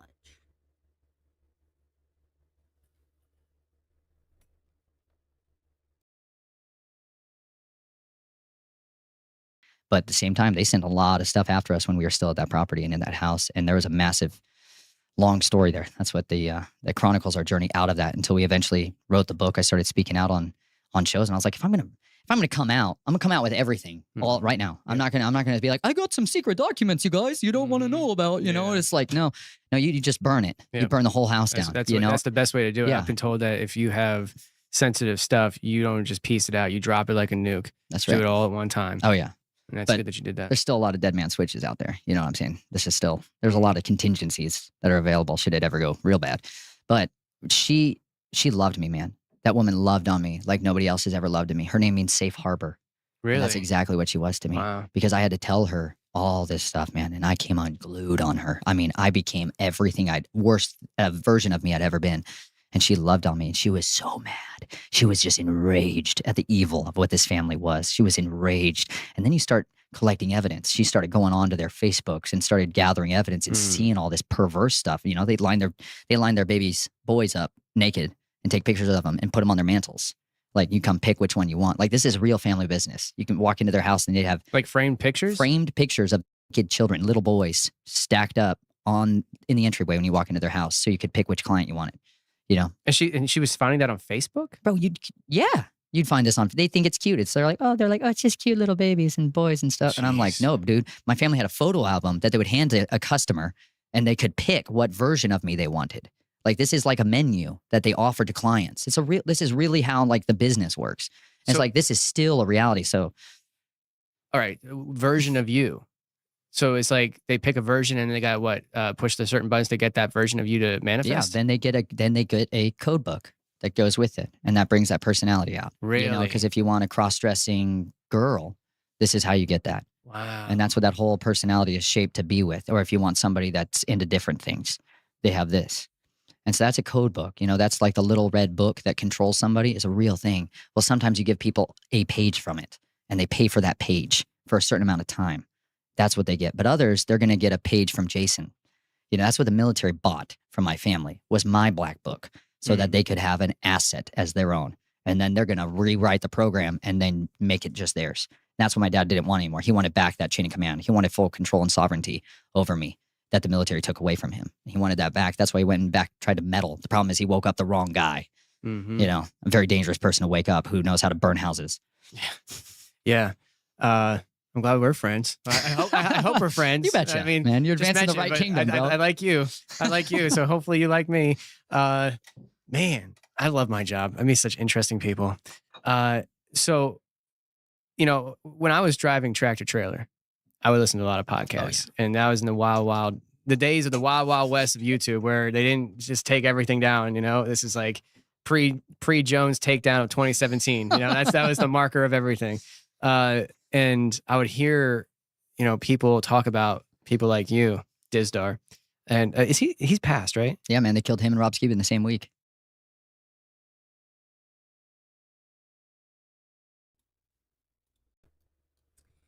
Okay, here's another issue. People that come out with this kind of info, a lot of them do end up dead, and yet others don't end up dead.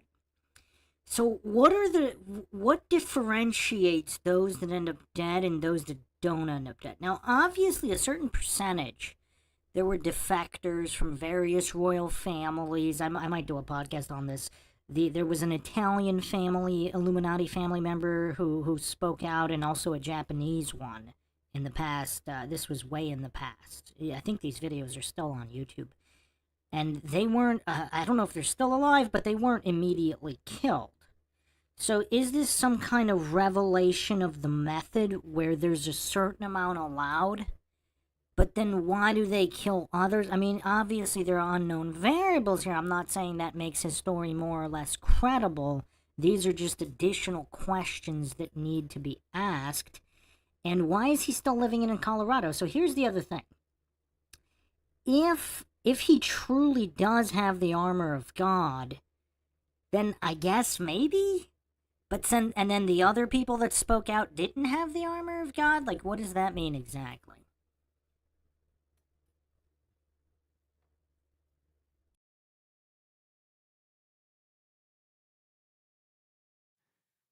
We'll get into that in the overtime. No, but I just, so I'm hearing these stories and stuff, and I'm like, really? Is that really possible?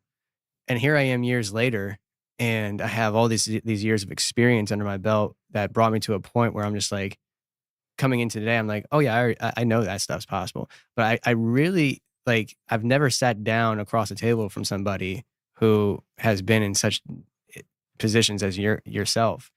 And it's just, I'm just taken back by so much in a good way. That's just like, whoa, you know. You mentioned something several times on this recording that I need to bring up. How do you, I don't know if get around is the right word, but how do you feel what's going on when it comes to you openly, publicly acknowledging the fact that you've killed people?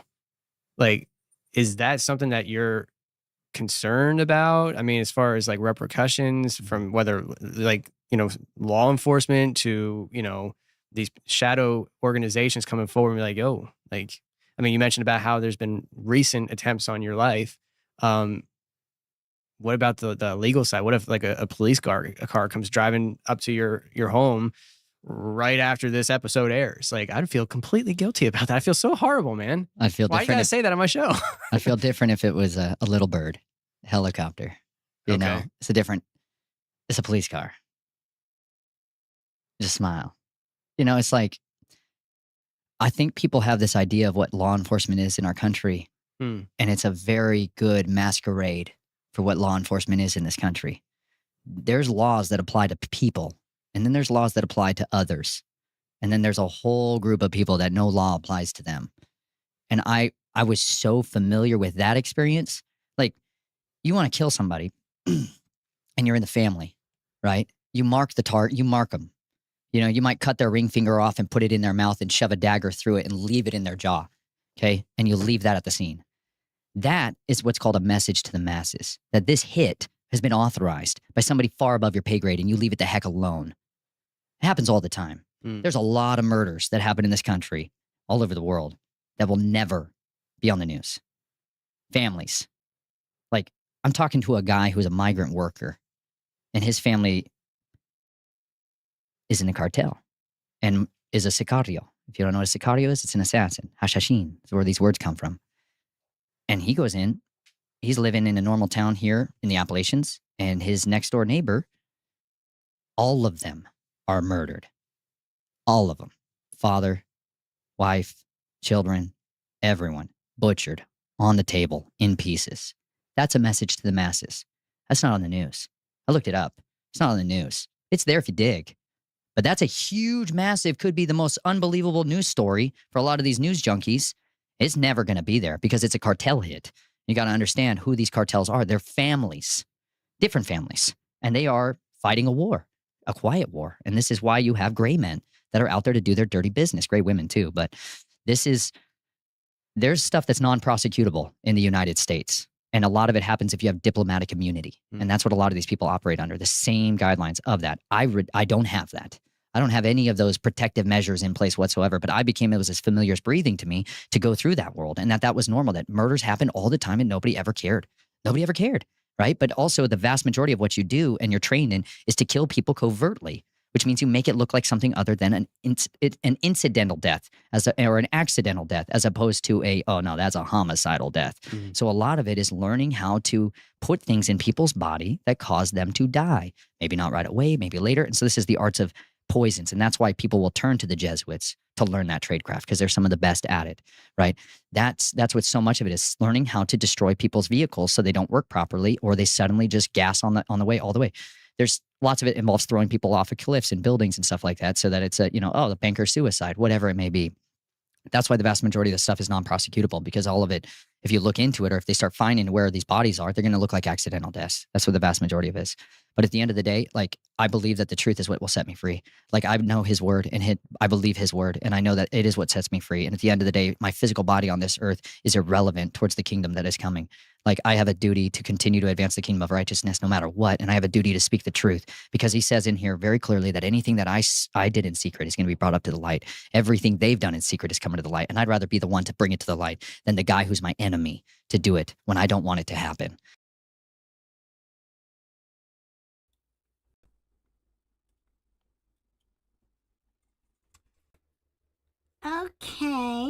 Okay, he brought it back a little bit there.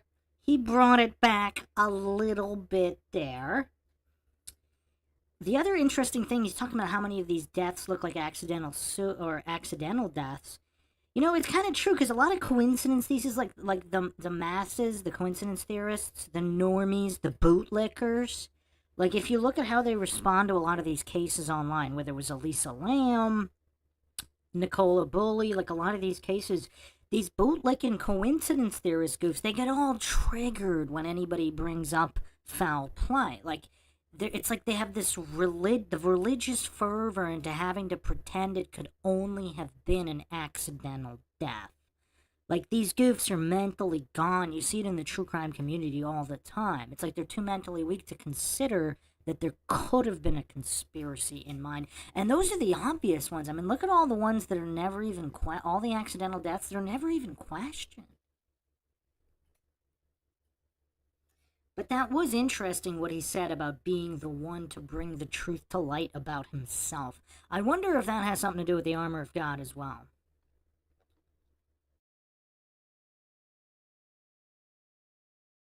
So I knew sooner or later, if I'm still going to live and have a family, I better tell people my worst things right now, as opposed to it coming to light later on when I've been trying to do ministry and trying to raise a family and just be a righteous man and trying to no longer be the gray man, and that's a war that still happens internally on a regular basis, because I find cults everywhere. I find child abusers everywhere. And it's hard to turn off old, well-seasoned, strong muscles to just turn their world inside out.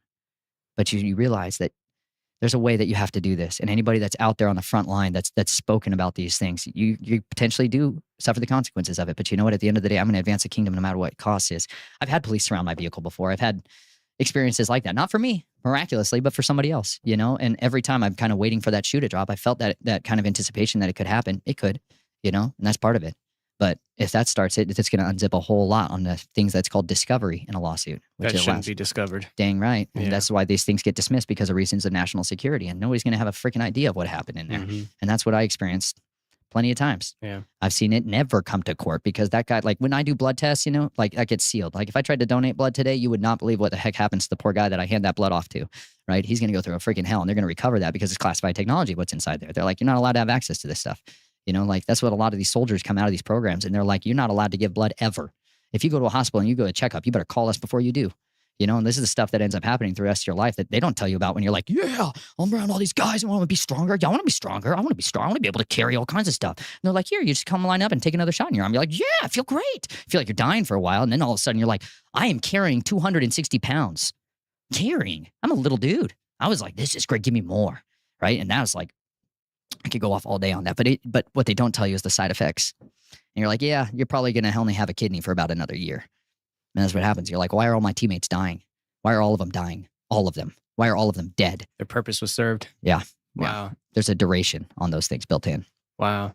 I had a guy on the show not too long ago. I think I mentioned this to you earlier, but he basically, he didn't want to say he was a super soldier. I called him a super soldier because You don't need to brand it. yeah, I was like, dude, like but he's like, listen, I was in the military, I was young, and I received these shots, and when I received these shots, I was able to do things that I couldn't before. I think he could run the mile like incredibly fast. Mhm. His strength, but he said it wasn't ultimate strength. He said there's parts of his body that just seemed normal strength. But then if he did a certain exercise, like it would be like, whoa, couldn't do this before. He would max out like machines and stuff. And, you know, I have to run a show, so I called him a super soldier, you know, but I don't know how else to describe him, you know, but he seemed like he was very hesitant to really cross that line and be like, yep, that's what happened. You know, like he's like, I don't know how to explain it. I'm like, I'll do it for you. Yeah. You know, That's the Uberpunch, you know? What's that? That's the super soldiers from the areas. Germany? Yeah. But that program does their children. Don't forget about the breeding races. They bred hundreds of thousands of women with these super soldiers, and all their children was the progeny of that. That's who we're talking about.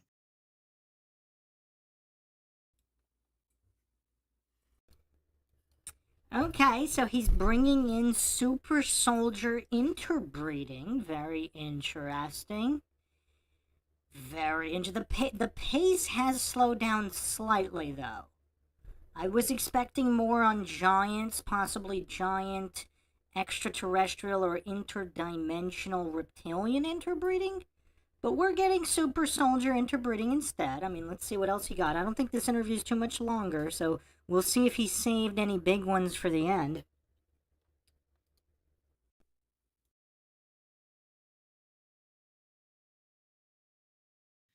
All those people got jobs in certain places and began to have children of their own. You know, like these families have been doing genetic meddling for a long time, and other people just stumble into it. Like there's scientific community who stumbled into it a lot during World War II. But this is old religion stuff. This is what made the families rule people. Because like most of you guys can't stay awake for 3 days and be brilliant the entire time. Most people, I've like had to learn this over life. I love how he said They you don't- guys. Sorry, I don't mean that. You just said it 9 You p.m. guys. Not me, you guys. You said earlier it's like 9 p.m. and you were tired and didn't want to get something done. And I'm like, yeah, man, like you've been awake 3 days, you know, like it's weird. I didn't know it wasn't normal until I sat down. My wife and I stopped watching the TV, man. We started talking to each other face to face like this. And all of these stories began to come out about what her childhood was like. Mm, And I was like, what? That's what a Christmas is like? wow. I'm like, I realized I was raised in a cult. It just was so controlled that I didn't realize it was not normal to have grandpas doing that to their grandsons. Like I genuinely didn't understand the level of insane life I had because I'd been around. I was only allowed access to other people that had that kind of stuff. Mhm. So then if I talked about it, they're like, yeah, of course. That's what uncles do. It's just creepy, weird stuff, whatever. But her and I are talking about this stuff and I'm starting to tell my stories to her and she is like sick. She's like, that's not okay. Like that should never happen. I'm like, I'm telling you about one day. I was like, what do you mean never happen? Like happened for years. Like, what are you talking about? Like I didn't have the paradigm of understanding what a normal person life was. Like my parents, my mom, the women would stay awake when there was these family reunions because it was disgusting. and they didn't want their children getting. And so they would stay awake for days. And I thought that was normal. They'd be awake watching everybody, like all the time for days. And they would be out of their mind by the end of it, right? They're like hallucinating and all the rest. But they just didn't want their children or grandchildren to go through what they knew their husband did, or they knew that his brothers did in the Knights of Columbus. Like, they just wanted to try to protect him. But I thought it was normal that parents and moms would be awake for days on end and just suddenly pick up one day and we're going to travel 2,700 miles, you know? And like, that's normal. I thought that's how people were. I didn't understand people needed like rest and recovery and all of this. You could just switch personalities and keep going and backlogging it and use augmentation from whatever, drugs, people, anything you needed, you know? But like, they extracted all kinds of stuff out of people, and that was what they would run off of, you know? And it was their little serum, you know, that they would, their nectar of the gods that they would run off of. But it's just human hormone isotopes in a lot of ways, blood plasmas and stuff like that they would use. But this stuff would just jack them up and they just go for days. Hormone isotopes. Here we go. Did anybody think that we would get to hormone isotopes? Huh. I've never even heard that combination before. We're on hormone isotopes.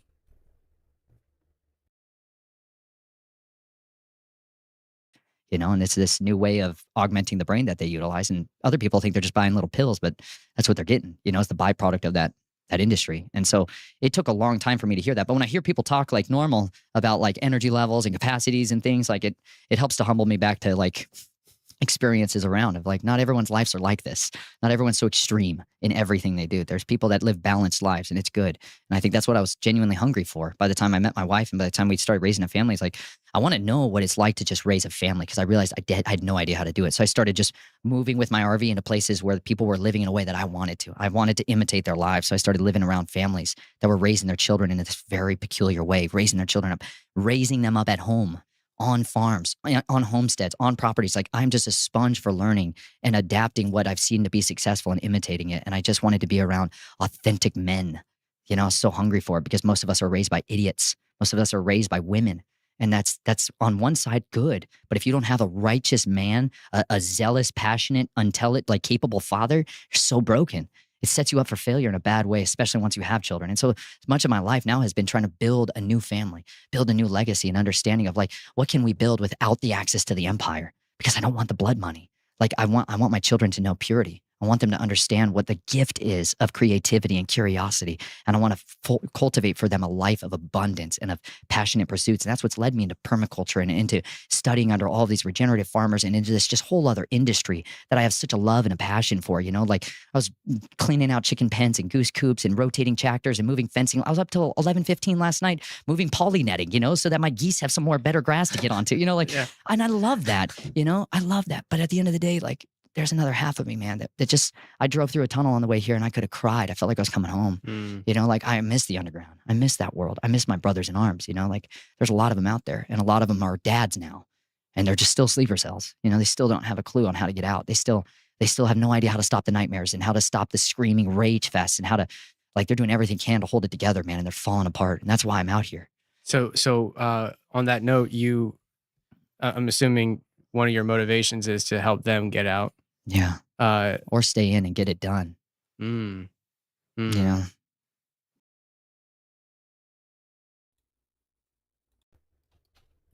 Wait, stay in and get it done? What does he mean for his brothers in arms? So are these other, like, Illuminati soldiers, warlock ninja warlock bypassers? Who have to deal with these skinwalkers and these Terminator Bigfoots from Hollow Earth?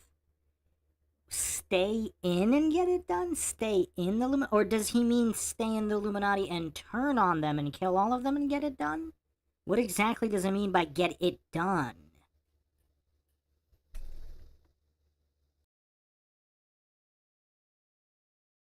Do you want to go back in and get it done?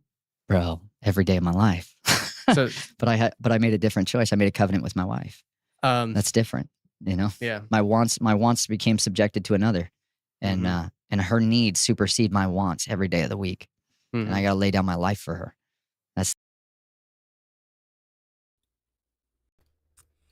Something's not jiving here, because if that were true and his covenant to his wife supersedes everything else, why is he here right now putting himself and her in danger?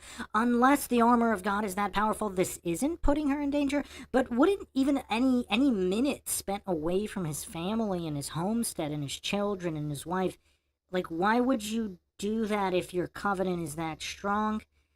I don't know. Ever since that RV reference and Tartaria being big on YouTube, and somehow he doesn't know about it despite being on the inside.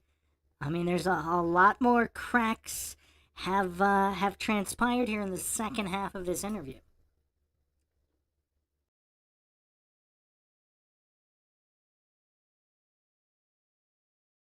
That's the joy that I get to do. I get to sacrifice my dreams on the altar of marriage. And it's a good thing, because then I allow the Father to build for me an inheritance that I didn't gain hastily. Mm-hmm. Wow. Phew. That's deep stuff, man. That's deep stuff. I'm gonna bring up one more topic before we transition into the military stuff heavy. And this kind of goes back to these creatures and such. You said about underground. Do you think that there's coming a time where they're going to be coming up in abundance, and humanity is going to be faced with a very real reality, not just dorks like me that have a podcast to talk about it, but these normal people who think I'm crazy? Do you think they're going to be faced with the reality that these monsters do exist? And what do you think that would look like if it happened? I think the better question is what's been written, first and foremost, because I can have an opinion on an idea, but it's been prophesied that this is absolutely going to come to pass. Mm-hmm. And it says a third of, like, dominion is going to get given over to death. And this is why I say it's the underground for a reason. Like, that's where they build their armies. They build them inside the earth, and they release them when they're ready. But it says that dominion's given to them to kill a quarter of the earth with a sword, with plague, with famine, and the beasts of the earth. That's not your little chihuahua.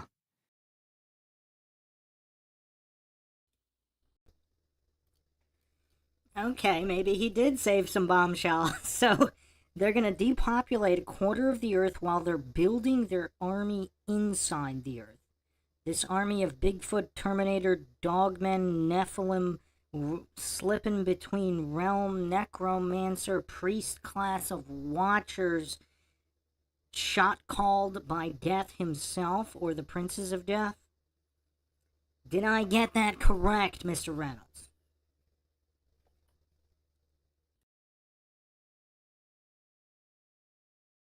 Mm-hmm. You know, this is the beasts of the earth. These are the real beasts. And these are the beasts that know they're beasts, and they've embraced it. And there's a lot of people that, I mean, man and beast were created on the sixth day, both of them. There's a difference. We're image bearers of our creator. The beast is not. But any man can become a beast if he wants to. And he's willing to do anything it takes in order to become that. And there's a lot who have done that. And then there's a whole lot of them that have been bred and created and cultivated and shepherded for this time, because they're their soldiers, you know? Like the conquistadors, when they came here, man, they came with an armada. Okay? They came ready to invade. And they brought beasts that these people had never seen in their lives. You got to understand what a horse did to these people, because the horses had been here in the Americas long before the Spaniards got here. That's a lie that you all learned. They're like, yeah, the Spanish brought the horses. No, they just don't want to tell you that the horse has always been here. It's just that it wasn't all over here. And when those war horses showed up, right? These are animals that get drunk on blood. These are animals that eat blood. These are dogs that are trained to eat blood. Elephants that are used in battle that are trained with mulberries to eat blood.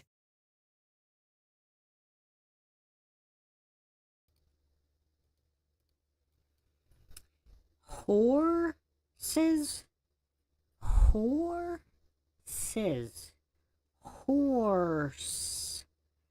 Horses. Interesting. Huh. I mean, this guy's eyes really get big when he starts talking about eating and drinking blood. This guy's not messing around with references to blood.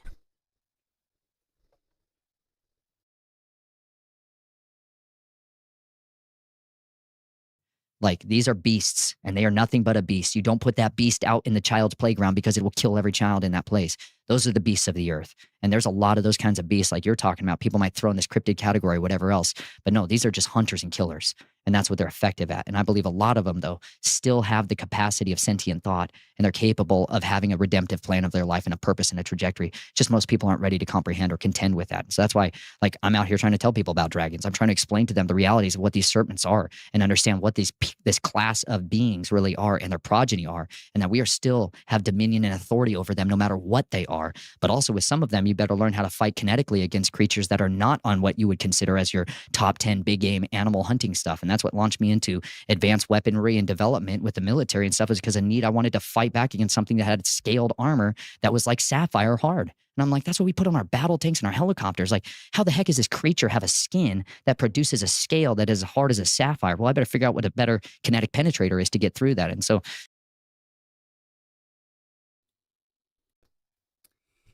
okay, we're moving on to kinetic penetrators of sapphire scaled skin.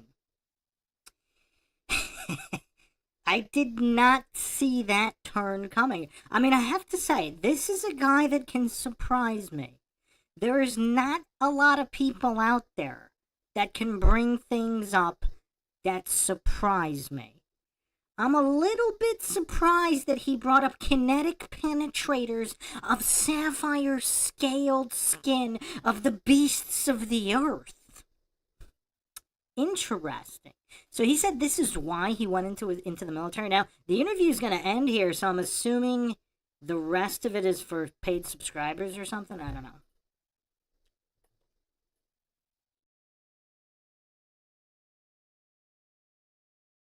that's what launched me into this desire, was to physically learn ways to fight these creatures. I had to find out how to do that. And now I think a lot of people are in this la-la land, but they're being incrementally exposed to it through media and entertainment as a way to soft condition them with disclosure to be able to palatably accept these things. And that's been a conditioning of the masses through its own form of behavior modification, so that they will have a category in their head of what to do with that when it shows up on their door. But the vast majority of them are going to be given over through terror. They're going to be terrified and they're going to freeze. And that's all it takes, man. You give a predator a frozen target, game on, son. That's what happens. A lot of them will fall to that. Wow. Well, we're just getting started, and I want to talk to you more about a lot of this kind of stuff. But before we end down this first segment, I want to bring back up the book. And like I said before, the link is in the description. Snatched from the Flames: One Man's Journey to Uncover the Family Secrets Buried in His Blood-Stained Past. Nathan Reynolds. And I appreciate you being here, man. Is there anything else you want to promote other than your book? Yeah, man, they can go to snatchedfromtheflames.com. That's a better place they can go to find everything, all our media content, because we also have a YouTube channel, youtube.com/Nathan Reynolds, and the Linen Railroad. Rumble, same thing. And Snatch from the Flames is the Twitter handle as well, or TikTok. They can go there. But I have an audio version of the book as well, and you guys can download those there and name your own price. I also have an entire recording, the audio of the scriptures that I did, which to me is far more imperative, is what's been written as opposed to what I've said, you know. And so I just hope people would be able to find comfort in His Word and find restoration of their identity and their calling, and that they would embrace the path of life, man, and flee the path of death. Well, if you didn't like this episode, I don't know what got you guys here, because this was a heater. I appreciate everybody listening to the show. And if you're a member, just head on over to the membership. I didn't realize how much I'd been conditioned to that. youtube.com/Nathan Reynolds. And for you right now, for everybody else, I love yous. Thanks for being here. Thanks for listening. Share the show far and wide. And until next week, stay safe, take care, and remember, the truth will set you free, but first it'll piss you off. Bye. My whole life and childhood, I was conditioned to be anonymous, to never stand out, to never be excellent, to never pop up on anybody's radar ever. And that's why we lived there. I didn't realize how much I'd been conditioned to that mentality. And the only time I was ever allowed a green light to come out of that was in an exceptionalism mode when I was out hunting, when I was out seeking and searching for targets. That's when it was allowed to all come out. But otherwise, it's just compartmentalized in that other side of me. And what happened was I started getting introduced into this scientific community of parents. It wasn't like guys in suits and stuff like that. It was like dads at luncheons and barbecues and stuff like that. You just start like meeting. And they are part of what's called the Jason projects. And the Jason program is a scientific committee that is a advisory group. Basically, they're consultants. That's how they bridge themselves. They're some intellectuals, you would call them, or guys that come out of universities, and they were recruited in during the Cold War, and their goal was to deal with all these nuclear weapons secrets. And what are we going to do with contending in the Cold War? And so they would come to them, the United States Navy, the Army, whoever would come to them and ask them to fix a problem for them. And they would pool these mental resources together, and they would meet a few times a year and discuss all these issues. Super top secret, right? Above top secret. Anyways, they started this program in Southern California, and this is where my family had all these connections through the child trafficking organizations that were down there, and they started getting connected to this scientific group. Well, when you show a certain level of accolades, when you do personality testings, they start really early on in these families. They start trying to figure out exactly what cranks your gears. When you start popping up on certain algorithms, they're going to start to push you into different fields. And so my family chose for me the field of military intelligence and military espionage, counter-espionage. All right.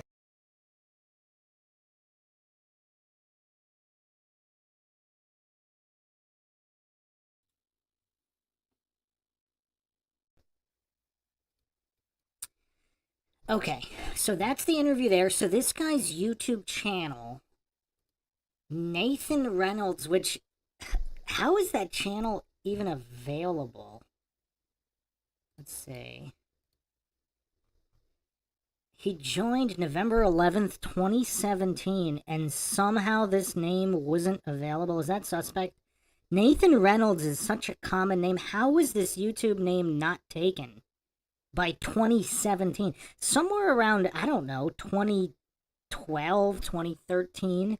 All common, probably even earlier. I mean, YouTube, YouTube has been out for a really long time. I mean, you couldn't, even year 2 or 3 of YouTube, it was kind of hard to get the common names. They were all taken. And somehow he was able to join November 11th, 2017, unless he bought it. I mean, I guess that's an option. But he has 612 videos on YouTube. So I suppose we have a new MINDSHOCK series in the works. The Nathan Reynolds series. I mean, wow. I mean, just scanning through his YouTube channel, quite interesting to say the least. A lot of the stuff is permaculture farming videos, but some of them are what you would expect. How to know if you're being attacked by demons. What the heck is this? Sarnowski Criminal Empire Happy Hunting Mass Shooters, Sleeper Cells, and the Black Awakening. Cryptids, Covenant, and Secret History of the American... Yeah, it looks like we have a new series on our hands. It looks like we have a new series on our hands. Quite mind-shocking stuff. Oh, man. Oh, man. We definitely have a new series on our hands with this guy.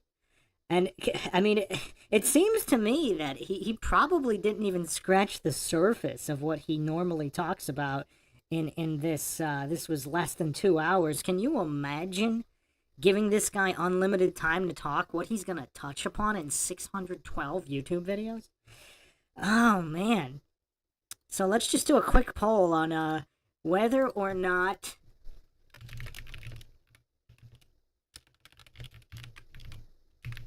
Was this the greatest, most mind-shocking conspiracy interview ever? And that doesn't mean you think what he said is true. Let's see what everybody thought. Did this live up to the expectations of the intro at the beginning?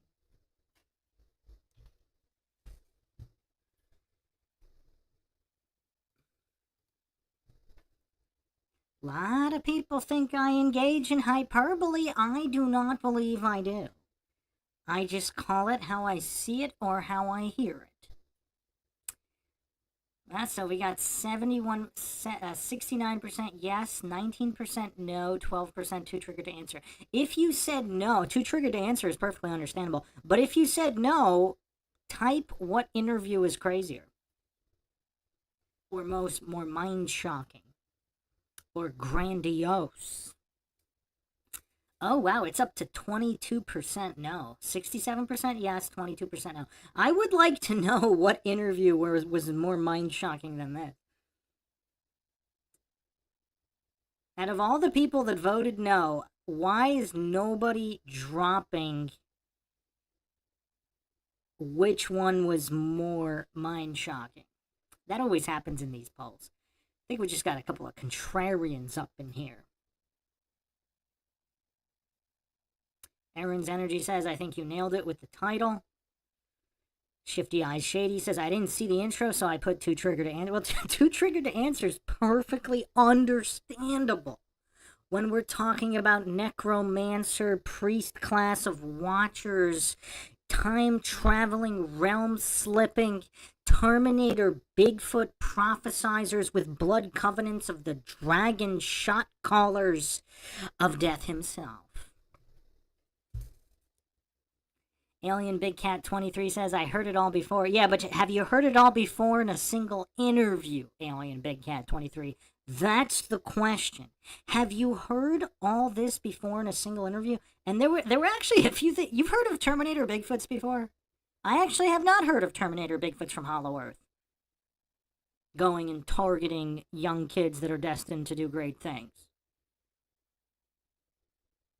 I mean, I've done a lot of research. I've done podcasts on cybernetic Bigfoot, interdimensional Bigfoot, ghosts of Bigfoot. But Terminator Bigfoots from Hollow Earth, that I have not covered. Time-traveling Terminator Bigfoots from Hollow Earth answering the call of shot callers working for death or the princess of death in blood covenants with the dragon? That I have not heard before. Alright, we're at 70% yes, 19% no, and nobody in here is dropping a more mind-shocking interview. The Jazzercise episode. So you think the interview with I didn't say more entertaining or crazier. The Jazzercise episode's definitely fun, but it didn't cover this breadth of topic. It was mostly centered on MK Ultra Jazzercise. I mean, we didn't really go wider. We didn't go into Bigfoot or skinwalkers or anything like that.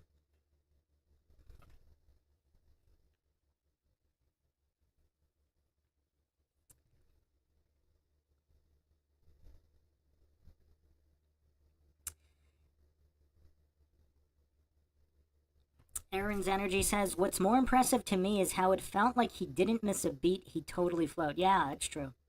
Yeah, no, definitely. We will be doing, and this will be the inaugural episode of the Nathan Reynolds podcast series here on MindShock, because this is exactly the type of stuff we need to cover objectively, logically, and neutrally in typical MindShock fashion. So that's it for now. Hopefully everybody found another edition of the MindShock podcast interesting and informative. You want to help support the podcast, help logic and reason return to a world where it's quickly going extinct? You can donate to our PayPal. Just check the link in the description. Make sure you subscribe to the channel. Hit that bell for notifications. Like and share. Twitter, Facebook, Reddit, Patreon.